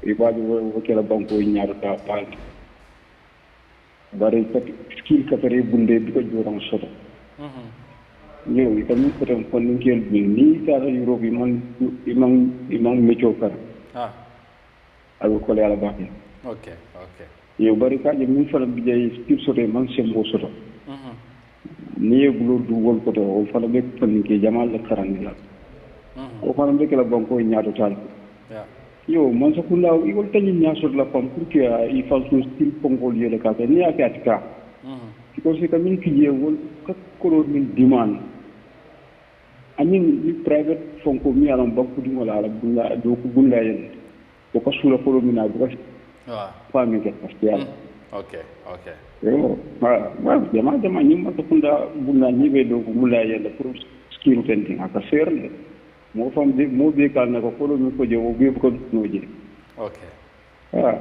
individual ni yaran ko bi donc dimol de mo tarandi kan ñewul sem mo biay ba jay ton fana ko do nya so dorale e fa tere la kula i ba jang ni wol fana jamma famu abarka ba ko lu ndira ko dala barka eni mba program ati ka kon content ba abarka all right thank you very much abarka ba ci call bi apprécié nañ ko ba harama em fa bala sa jarbaat nak ami ndaw di ma tooñ mu ne Amadou yow sa sos bi ini mbara bakele fu rek ngay em akuma yaata bakele kay xaw ma nag ma ne ko xanaa léegi loo bëgg a ma wax waaye lu mu wax am na solo kay dama ko wax ñu ngi koo jaajëfal mu ngi noonu wax na tamit joxe na xalaatam ci mbir mi nu ko gisee ñu ngi ko gërëm Mr Bahum mu ngi ñoo ko def from Santhiaba ci suba sile su ko defee ñu ngi nekkoon ba léegi ci wàllum tànneef bi duñu ragal muy am ci mooy ay njuuj njaaj wala am ñu ci profito ci tànneef bi dugal ci lu ci bokkul am nañ yaakaar bi kilifa yi comme teel nañ leen artu teel nañ cee wax du war nañ cee def lu war ba tey fexe loolu moom ñang du kenn du duñ ko profito ci gars yi loolu tamit dafa am solo nga baal ma jël Matar mu ngi ci laan bi from Spain Matar boy hello Matar. salaamaaleykum. waaleykum salaam wa rahmatullah. Amadou ñu ngi lay nuyu. ñu ngi lay fay bu baax a baax naka suba si. ñu ngi nuyu Moon ñang itam ñu ngi koy nuyu bu baax. ñu ngi lay fay. maa am mbégte kontaan bu baax ci émission bi. jërëjëf. te man lu may wax rek ci comme sama correction bu may joxe foofu noonu. waaw. ñu bañ a def comme ni ko Sénégal yi defoon rek. xam nga first time Sénégal defaloon nañ leen. waaw. mais contrat boobu dafa mujjoon yàqu. ok. ndax li taxoon mu yàqu. gars yi dañuy dem jël ay jigéen yoo xamante ni ñu ngi ci town bi yóbbu leen yoolu minimum liggéey. te liggéey bu nekk fii nekkul liggéey bu nekk Gambia de. fi may wax ak yow ne 9 hours 30 minutes lay liggéey. ok. su ma wàccee liggéey sama yaram bi day bàyyi biret sax laa lay wax nii. dégguloo. soo léegi kooku boo bëgg a jël koo xam ne xamul liggéey nga indi ko fii. dafay mujj daw dugg ci biir dëkk bi rek. ok. waaye duñ contrat bi dafay mujj yàqu. loolu moom man am naa si koo xamante ni pata kenn rek laa ci xamoon Sénégalais yi ñëwoon fii. kooku pata la dëkk waaye kooku moom ñibbi woon na. ok. moom rek moo daw doon ñi si def yëpp dañ daw lu mat 100 people. lii boobu dafa mujjoon yàqu. ok. so man lu may wax Gambien rek ñu bàyyi seen xel bu baax ku ñëw boo liggéey bu kii parce que soo demee 3 times yi ñu ngi dee wax ne soo demee 3 times yi soo ñëwee da nga am këyit. te yow 6 months bi nga def fii boo ko liggéeyee wax dëgg yàlla soo ñëwee fa boo nekkoon ci business boo ko sottee sa business da nga mën a boo amul temps nit ñi yegg ñu woote waatoo doo ñëw sax. ndax day fekk sa business bi bënn na. waaw soo mën a am fi 1,500 euro wala 1,400 euro loolu.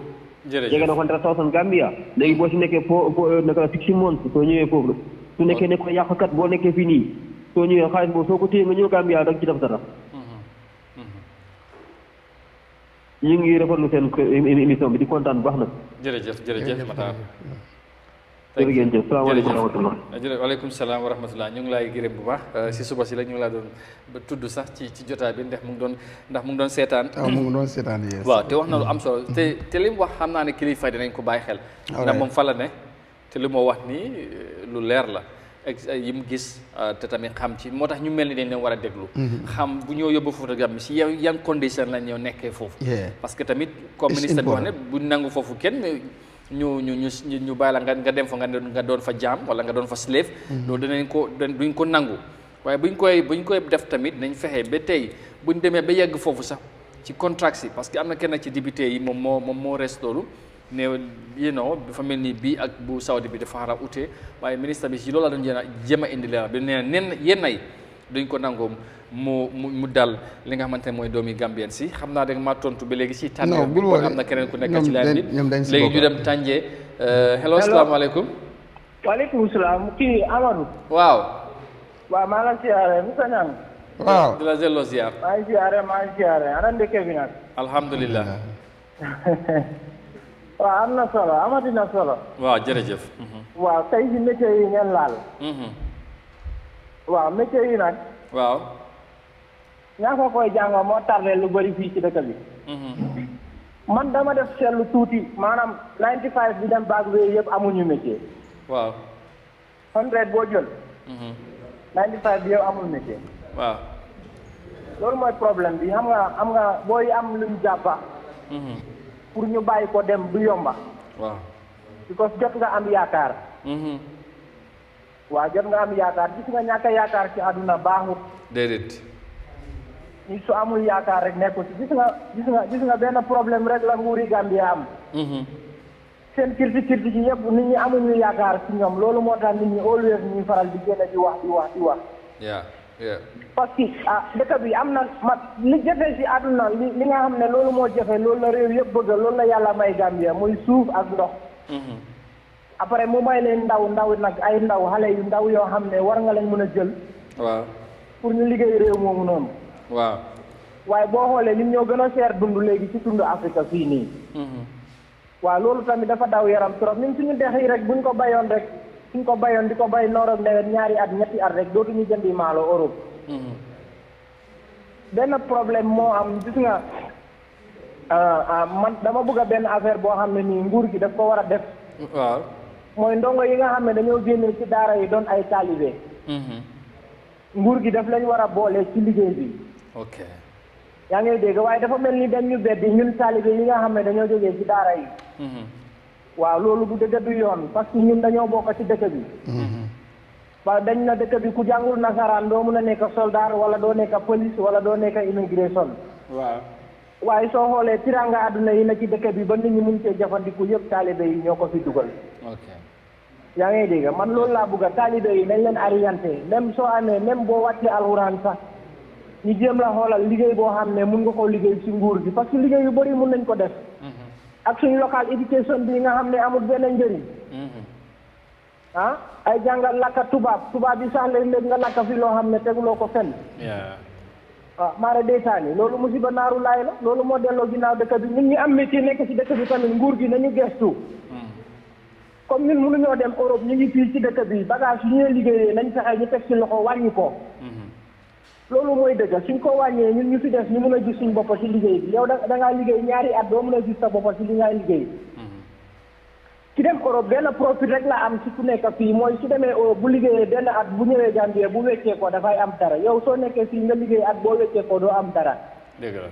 loolu mooy jafe-jafe bi so. jërëjëf. waaw maa ngi jégalu nag ci time bi ma jël waaye li may wax nii man daf ma ñor trop. booy bëri ñu ngi fii ci dëkk bi dañu bëgg a toog liggéey waaye liggéey bi duñ ci gis seet boppa. jërëjëf. waaw foog ñu orienté nguur gi parce que ñun borom métier yi sax dañu war a am ministre. waaw. kapinta ñëwkat weldaman maçon dañu war a am suñu ministre boo xam ne dañ ko war a nattal biste boo xam ne daf ñuy gëstu di xam suñu jafe-jafe. ok. da nga gis ñëwkat boo xam ne dafa xëy benn bis atelier lakka. société bi wan ko ginnaaw dootul am si lu mu jàppal kooku amatul yaakaar. jërëjëf ñu ngi lay gërëm baax ci call bi am na solo wax na nag yu bëri ci wàllu métier bi ak nu ñu ci war a taxawee. gën leen dooleel. ba ci taalibe yi ak yooyu yëpp tey ay xalaat yu am solo la te du ñàkk kilifa yaa ngi déglu. di seetaan di bàyyi xel te yi tamit du ñàkk danañ ci am luñ ci mën a jëlee mun koo intégré ci ñoom tamit ci seen ay xalaat ak seen ay doxalin ndax jubluwaay bi loolu la métier moom lu am solo la ci réew waaye ñun réew mii di Gambie dañ ko saggane woon bu baax dafa mel ni dañ dem ba léegi nag jamono bi nga xamante daanaka dafa mooy loolu ñu bugg a nag bugg a ko dugal ci système bi pour ñu dem ba balaa ñu cee gis suñu bopp dina fekk dina jël moo time soo mun ñama bàyyi la nga continue. waaw am na solo ñu ko jaajëfal wax na lu am solo lu ma si neesee mooy ñi dem daara nii. waaw sóoraale wuñ leen si réew mi. waaw ñun nag ñun dañ si bokk moo tax ñun bu ngeen a dem school ñun daara la ñu yóbbu woon sóoraale wuñ leen programme yi school yi sax daara bokkul si rabi school yi sax fan naa bokkul si. léegi moom ñu ngi ko loolu yëpp tey ñu ngi ko considéré te loolu yëpp war nañ koo considéré parce que léegi dem nañ ba jël ay am nga léegi nii ñi nga am school yi nga tey waroon nañ tey pour ñu dem jàng school yi tey am na school yi nga xam ne 4-5 years sa doom bi jeexal alxuraan nguur gi waroon na mën a sampa loolu gosul ay private ñoo ko sampa dimbale si nit ñi tey ñoom tam def internat daara yi nga xam ne nii dinañ boo waroon a fay 2000 dinañ fexe nga fay $1000 parce que loolu ngor ak jom lay def si nit alxuraan waaw réew nag bu ab bëree ndaw ñu am jombal luñ def am ngor am jom réew moomu dina dem si kanam. bala ma jël Mr Sow mu ngi ci line bi. ok Brahima Sow la. da ngeen yéen a jóg su fekkee kuñ foog la kay hello. allo. wala Mr Diallo la waaw.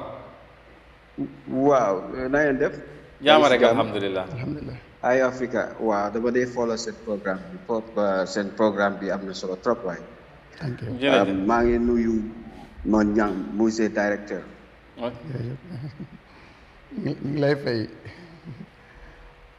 waaw dama contribute programme bi si affaire yi tukki bu government bi war a introduce. waaw lu ma bëgg a wax mooy yeah, it looks like there is good communication going on. Waaw yaa ngi maa dégg. waaw bu baax a baax yow rek la ñu déglu contribute mooy government bi suma surprise bi mooy it's not bad nga yónni xale ñu dem liggéey wante government bi nu ñu waroon a prioritize is bu ñu yónni xale yi ñu dem jànga skills ñu ñëw invest liggéey si dëkk bi. Okay.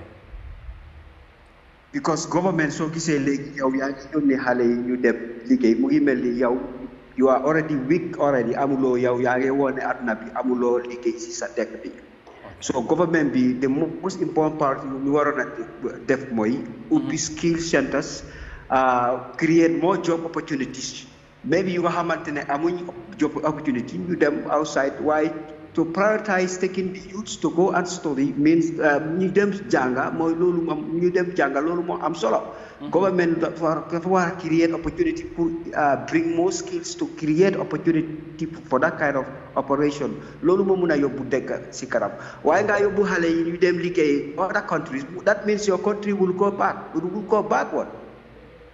Okay. Because every country will rely on skills. You understand what I mean? Yeah, and then so you pay xale for example amuloo skill nga yóbbu ko Europe mu dem jàng su commencé liggéey foofu noonu du mun a ñëwaat fii nii and leave that type of job there and then come back here with a small no added salary because here if you look at the minimum wage here it should be at least amuloo fii xale koo xamante ne nit moo xamante ne mu ngi liggéey adding $15,000 and $15,000 cannot solve nothing in Gambia.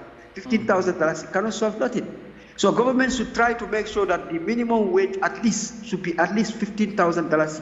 Even the smallest earning salary should be at least $15,000 at least. Why you see people earning $6,000, $8,000, and you take that kind of person to Europe, so you back in the Gambia. Do you think that person will stay here? It's not possible. Yeah, that's so government should try to improve on their weakness. And what is their weakness is the salary scale is very bad, and then also they should try to send people to go and study skills. That is more important. Let them create an opportunity for people to go and study skills because Gambia is not recruiting skills. That's the problem of the educational system. Okay. The educational system is very, very bad. They are just teaching people about history, and that doesn't. That doesn't take the country forward. The people now are moving, into technology and things of that nature. Yeah. We should have mechanic, engineer, professionals. That's what people should be trained on. But the problem is country is not creating any kind of opportunity that will develop the future generations. And then and then I will tell you one thing that boys shall experience that is very important. We say director experience. This is, I know election is coming closer. The government is just coming with a strategy for one and we are trying to create opportunity and employment by sending people just for them to score an opportunity of winning the elections. I'm seeing this as an election strategy, and Gambians should be aware of it because this government is very, very good at that. When election comes closer, they always have a way to make sure that make people understand that they are the people who are in the right position. When they have been there for 8 years, they have not been doing anything meaningful for the people. People are in abject poverty. There is the cost of living crisis is skyrocketing. People are not able to pay for their basic meal, and which is more important. I mean, there is some places there is no clean drinking water, which is very, very sad. But anyway, I'm not saying. Yeah. I am not saying that. I mean, they should not send people. But the most important thing would have been the project could have covered both ways. They sent some people to go and study, to get skills, and some other people to go and work. But just to say, okay, we are creating opportunity for people to go and work, and we are creating job opportunity. That's not the way to create job opportunity. Okay. It is not going to take the economy to where we want it to be. All right. So that's what I wanted to contribute, and then I thank you very much. Thank you. For listening. But then I really want to encourage this kind of program. Because people need to be aware. The people down there, sometimes they just easily carried away. And this is an electoral strategy, as I said. That's what I am. Thank you so much. Thank you. Electoral strategy, and they can't. Oh, I think he's gone. jërëjëf Mr Diallo Mr Ibrahima Diallo from Netherlands thank you so much ci contribution moom naa tooma am waaw noonu laa man kañ moom laa bëggoon jëkkoon na foofu moo tax ma wax ne gars yi kon Ibrahima Sow mu ngi try waaw exactly so xëy na moom mun tamit dina ñëw ci kanam waaye ñu ngi ko gërëm wax na nag ponk bu am solo mooy tey nguur gi xëy na lii waru lu am solo la waaye waruñ ci yoon def ko as a priority bi mooy xale yi dañu war a dem ut xam-xam dellusiwaat ci réew mi mun a saaf seen loolu la moo gën a baax waaw parce que tey koo fi dem li mu wax tamit because dem sax am na benn député bi ma doon waxal loolu la ma wax mu ne ma tey ñoom tamit loolu la ñuy wax naka la ñoo fexee ba tey ñu dem ñu ñib si ñëpp ñu ngi wax na ñu ngi def xam nga wax nañu collaboration indi na waxtaan bi te ki nga xamante ne wax na ko ambassadeur yi nangam yëpp wax na ba tudd waaye problème bi 10,000 a month def la jafe wala 15,000 nga dem fi nga xamante ne 1 month mun nga see laal 100 ak lu teg nga ne mu ñib si waat te gars yi ñu ne ko ñam naa ko neex na bàyyi naa ko waaw yomb de Mr Sow léegi ñëw na mu ngi ci laaj bi asalaamaaleykum nga ne yes hello yeah Amadou yes waaw dama bëggoon a participer ci seen programme bi go ahead ñu ngi lay déglu bu baax waaw ma ne ci idea boobu noonu baax na trop waaw waaye dama bëgg ngeen laajte nguur gi ñii buñ jógee ko Gambia ban façon liggéey la gaay di dem ci def understand nga because soo gisee ñu ngee bàyyi léegi Eastern Europe bi ñooñu eewu nañ léegi understand nga because boo jëlee Gambien bi mu ñëw fii war naa jàng métier at least tabax or carpentry or mécanique or leneen waaye I am 100% sure ñu ñoo jëlee Gambia bu ñu ñëwee fii mooy dog mandarin la dog apple ak dog tomate ak dog yeneen loolu du seen jànga te number 1 ñooñu seen salaire yi luñ leen dee fay ak ñu kuy dundee Europe fii luñ koy fay du nekk benn et number 1 tamit yow mii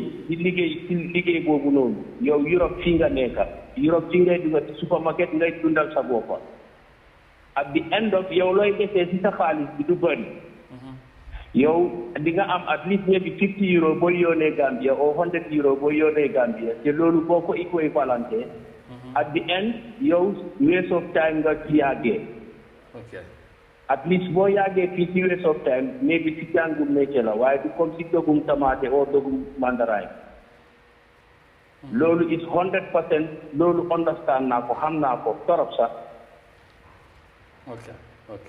so li ma bëgg a wax dañu war a laajte ñooñu seen wages bi ñaata lañ leen war a fay because ni ñuy nekk Spain fii duñ ko nangoo liggéey lan la ñuy def africain yi la ñuy dem jëli boo di nekk maybe Mexico boo yële cheap laborers ñu indi leen so at the end of the day yow dañ lay fay yow boo ko calculé ci dalasi xaalis bu bëri la waaye nekkul la di dunda ci dalasi yow yaa ngi dunda fii ci Spain. Okay. So that is the issue la fa bëgg a joxe. jërëjëf te 100% lii bu ñu laajtee ñooñu bu ñu dooree di ñëw.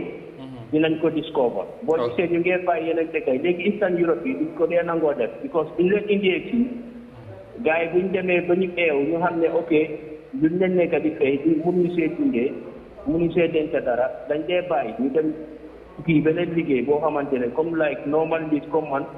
ñoo xamante ne ñu ngee dunda fii façon liggéey boobu la gaay guddi nga fay sa luwaas nga fay sa gaz nga fay sa esprit nga defee dara waaye ñu ñuy jëlee Afrique loolu du si am man maa la ko wax binda ko tey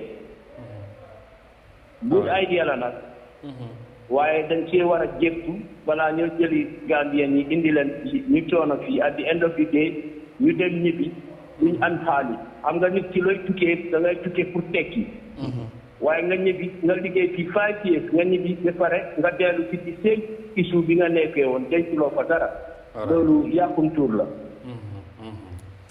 jërëjëf so loolu laa bëgg gars yi laajte loolu député yow gars yi laajte loolu government ci ban secteur la gars yi di def xam nga ñëw fii nga wér ci sa time amuloo fi dara sax waaye su dee métier nga nekk di jàng carpenter o mécanique o ci beneen wàllu métier boobu is good boobu yow soo ñibbee Gambia you can def all right. You can able to open something and then you can gain something. All right. Why if you talk mandara like talk apple? It's nothing, man, my bro. Jërëjëf Thank you. Okay, thank you so much. Jërëjëf ci contribution bi am na solo lii rek dañ ci soxla woon. Yes. ñu nekk ci biti.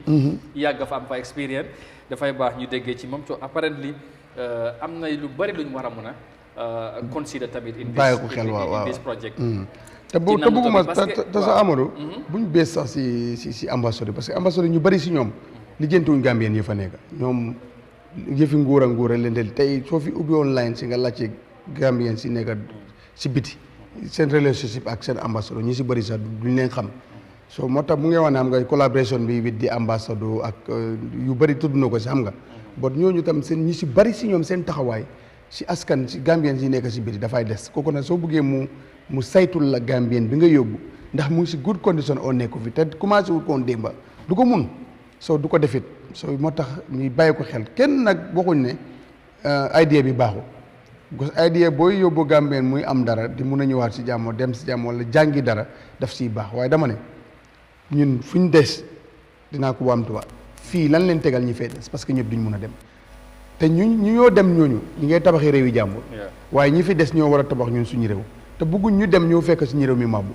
ñi fi des lan leen amal it's very important soo ñooñu nag dañ leen war a amal dara parce que loolu mooy di best and loolu moo gën ñi fi des lu ñu leen amal nguur gi dafa war a nekk si programme yooyu muy yes bala ñu dem Italie am na keneen ku nekk ci land bi from of course Italy hello asalaamaaleykum Mr. Sow Mr. Lamin maaleykum salaam yes naka nga def sorry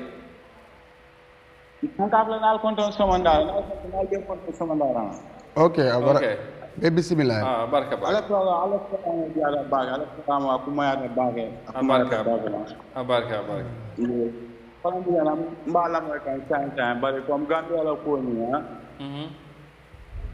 Gambia la ko ya ku jamaala ke mo la man because ntol bi jana funding kel mo do ko la ma funding kel ba do ko la ko ko mo la mi ala ko ani ti man ta fa te ka mo la bula ko ti ko e ko ti ko na tol man ke futi ta ko do ko la le wala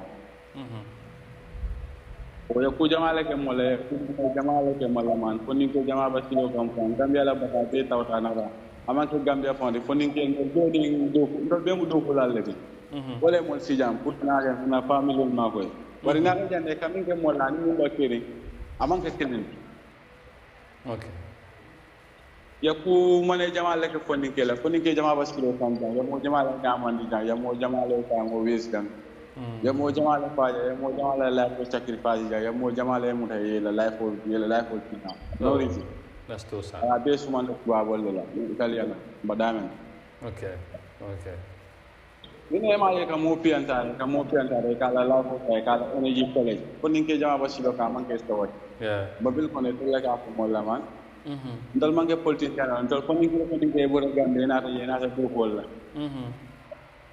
so alu na ta la mbaw do ko kinol la so nena man ko ke Gambia mi ala ko nena man problem ke soto euro Gambia je na da jam fala na man do ko la so ko mo fe to la ke mo la do to la ke mo la ndal ni nena man problem soto so amanke ya kenda mala fala ya ko mo jamal la ani la dum ko na fay ke la dame fay ke video le e kam biale ka ya ko man jamal ko fondin kella ku jamal ko fondin kella ya mol torale yes e ku jamal ko mol le ku man bawo ko mol la sorry brother ora barka bak dambe kaya na do Gambia la nyaaka ta dala okay because you mo la ko leba mol kurdi kan kuma ko fondin ke ni ba do ko la mo o ta fakata mo ba do ni kay ci tala ke ba bor la mo do la den ko sala ta bor la so mo wala ko ne bo la do re tan da ko panani ala senda mbala na da mission la mbo do ko ko non na jan na so ko na ma ko ko wala mo fina wala na ko ba na mi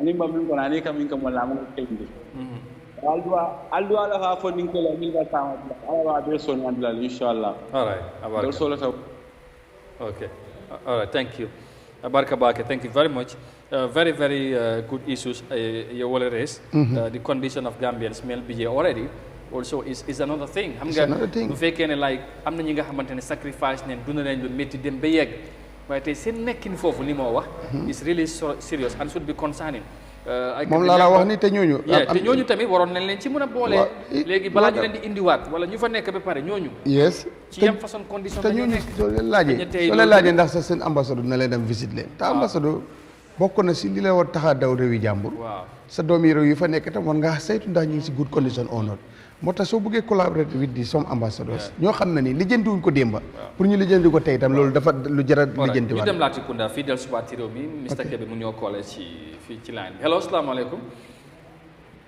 waaleykum salaam wa rahmatulah yes Mr Kebe ñu ngi lay nuyu baax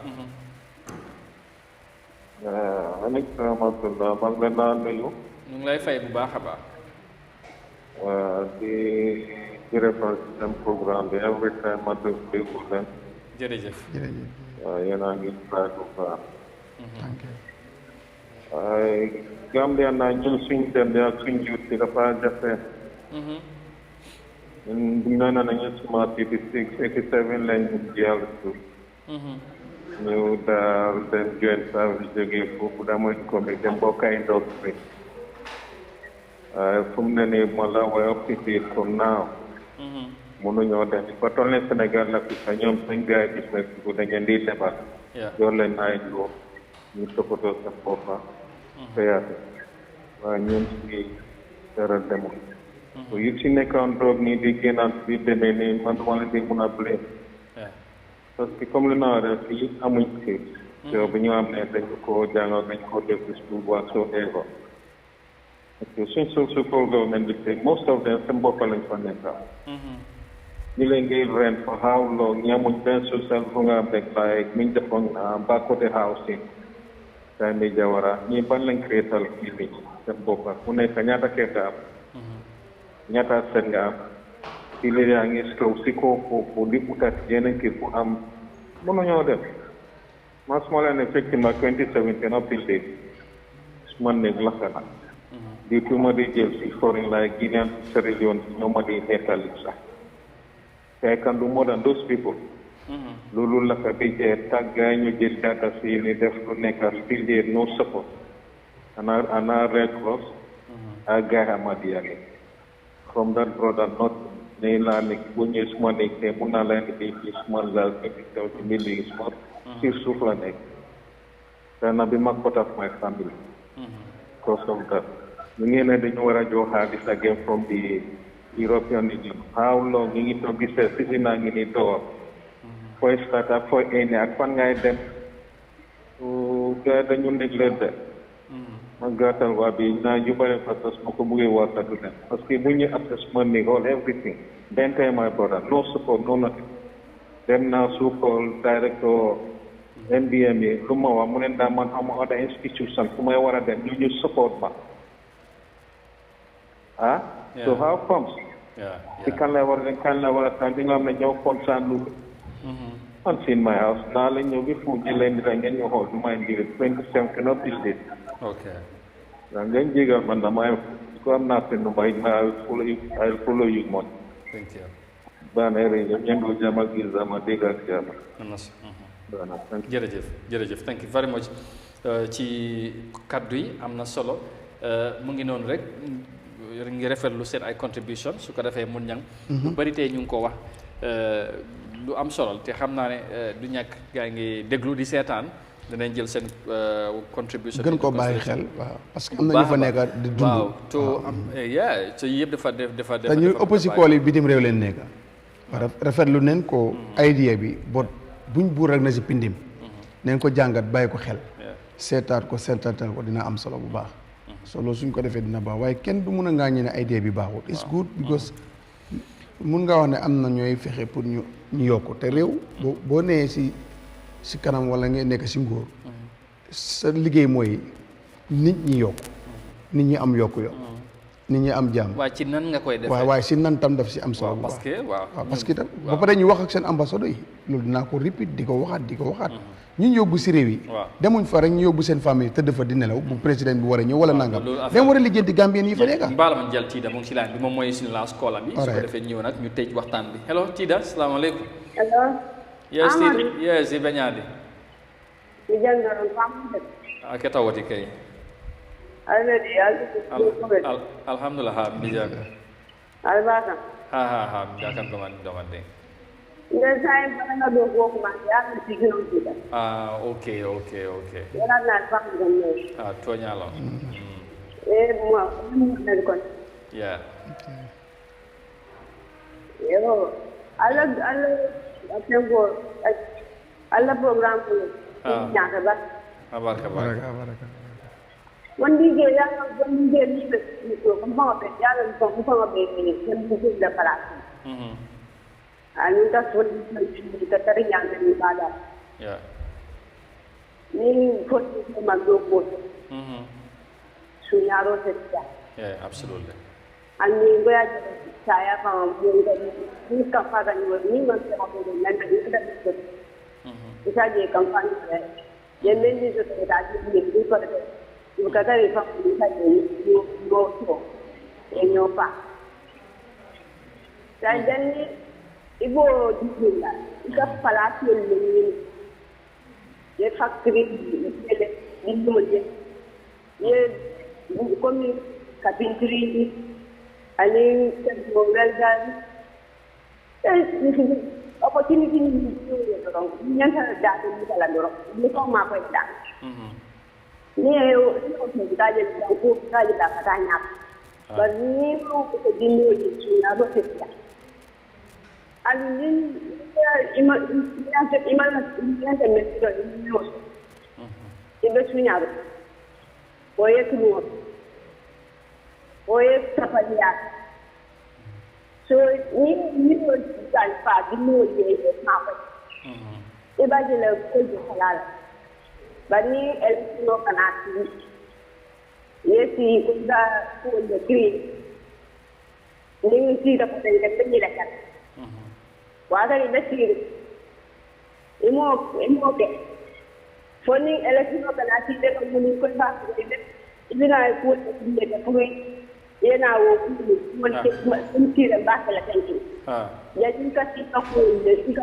din ko le okay ni din ko tiki ita je ni elektro kanati ita je mo ke buli kame ma ko abarka bani ibe ko na wala kan elektro ila condition ila la condition ita ani nyen da bu ko ihida ye da bu ben ko ko ite futema yelo le ben suo ne ko yeah ani yalo batari wala polo ka tari batari ka tan golle polo ka batari abarka ya ni kana ja okay abarka ya je ni dire ko ko na kana ja tenda badale de ke ban yeah definitely bani tan don gol ma ko ko ma ko fa lo de ki wat ika je le abarka bataka tala hani tenda okay bani ne ma ko kiya kana wa yeah ya la baraka abarka bak thank you so much Tida Sano abe lameng ngeni mbara bak thank you very much la contribution ko mayata bakele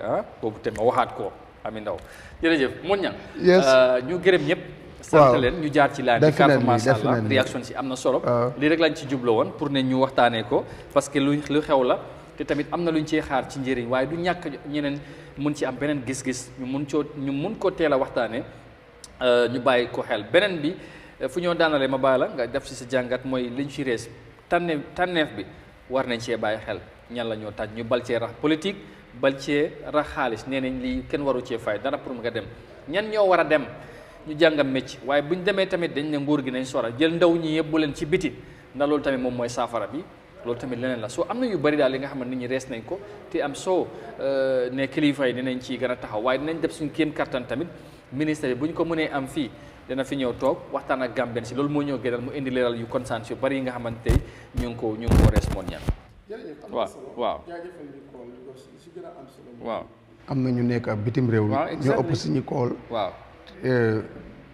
issue bi ñu yitteel ko ñu jégal ko seen bopp bu baax te am ñin si jàngat si suuf ne mun naa parce que ñooñu gën a xam foofu parce que ñoom ñoo fa nekk spécial Ibrahima mii rek Diallo ak Sow bi nga xam ne bi mu delluwaatee ak léegi mu tagul sax 2 months mu ngi fi woon si Gambia delluwaat xam na what is in the ground in Europe lu bëree bari so ñu bàyyi xel loolu dina dolli xalaatam nguur gi buñ xëyra na si pindim ñu xam kenn against yéene bi lu am solo la parce que am na ñu see yokkoo te réew loolu la ko noonu la ko waxee lu bari ci réew soo ñëwee jiite réew da ngaa fexe ni réew mi yokkee yokku réew mooy nit ñi yokk waaw te ñu bañ a fàtte tamit ndaw yi ñoom ñoo mën a tabax réew mi ñoo mën a tabax réew mi jël réew mi tamit ndaw yi tamit loolu laa la indil because ki ngay yaakaar mbaar bi ngay yaakaar waaw boo ko jëlee joxe su biti c'est waaw loolu tamit beneen affaire wala oto bi ngay yaakaar nga jël parties yi baax wekki ko xam nga mun nay paan te su paanee affaire la so 60% of the country suñ ko cegoon ndaw ñu wér la ndaw yu góor jigéen yu wér leen am amul ndaw yi xiiboon yi ñun ñu wér leen am ñoo xam ne pare nañ pour liggéey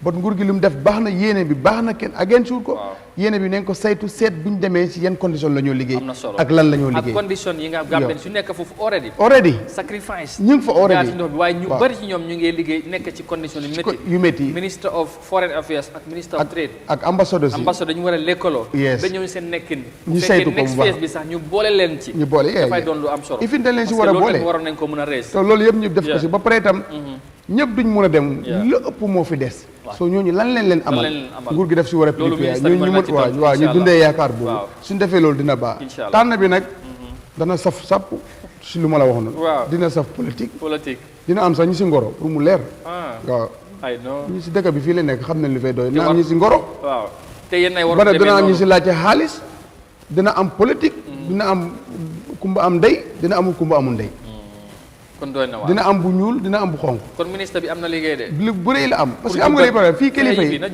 seen wax yi nii fii lu tax gars yi ragalatuñ waxi kilifa ñun xalifa jaani kaw su leen am du gars yi duñ dee màtte duñ bow sax waaw dañoo wax rek duñ màtte loolu nag bu ko defee ñi lay liggéeyal xam ko doo leen teree def lu ñoo def waaye li ma la wax dana si am ku ma am ndey ku ma amul ndey dina am bu ñuul dina am bu xonk te yemale lañ ci seet dana am ñi si ngoro booy waaye député yi xam nga lu ma la wax tamit député yi nee nañ ci teg seen ay gét topp mbir mi teg gét yi la parce que tey ku nekk déjà si ñaari yoon lañ teg si sa area am ñu ci bénéfice xam nga lu man lu maa ñaan xam naa lu métti loolu yëpp bu see am ñu war a dem rek ñooy dem waaye nañ leen bàyyi xel bu baax ndaw almaami jiba foo ni san kansala nee na ñoom dinañ topp mbir mi te buñ ci déggee leneen wala ñu gis ko dinañ génn wax te dinañ ko denounce waaw xam nga Amadou li dafa am lu fi jaar yoon nit ñi génn wax te nothing happen waaw but bu boobaa tamit ñu am lu war a am lu jaar yoon ñu am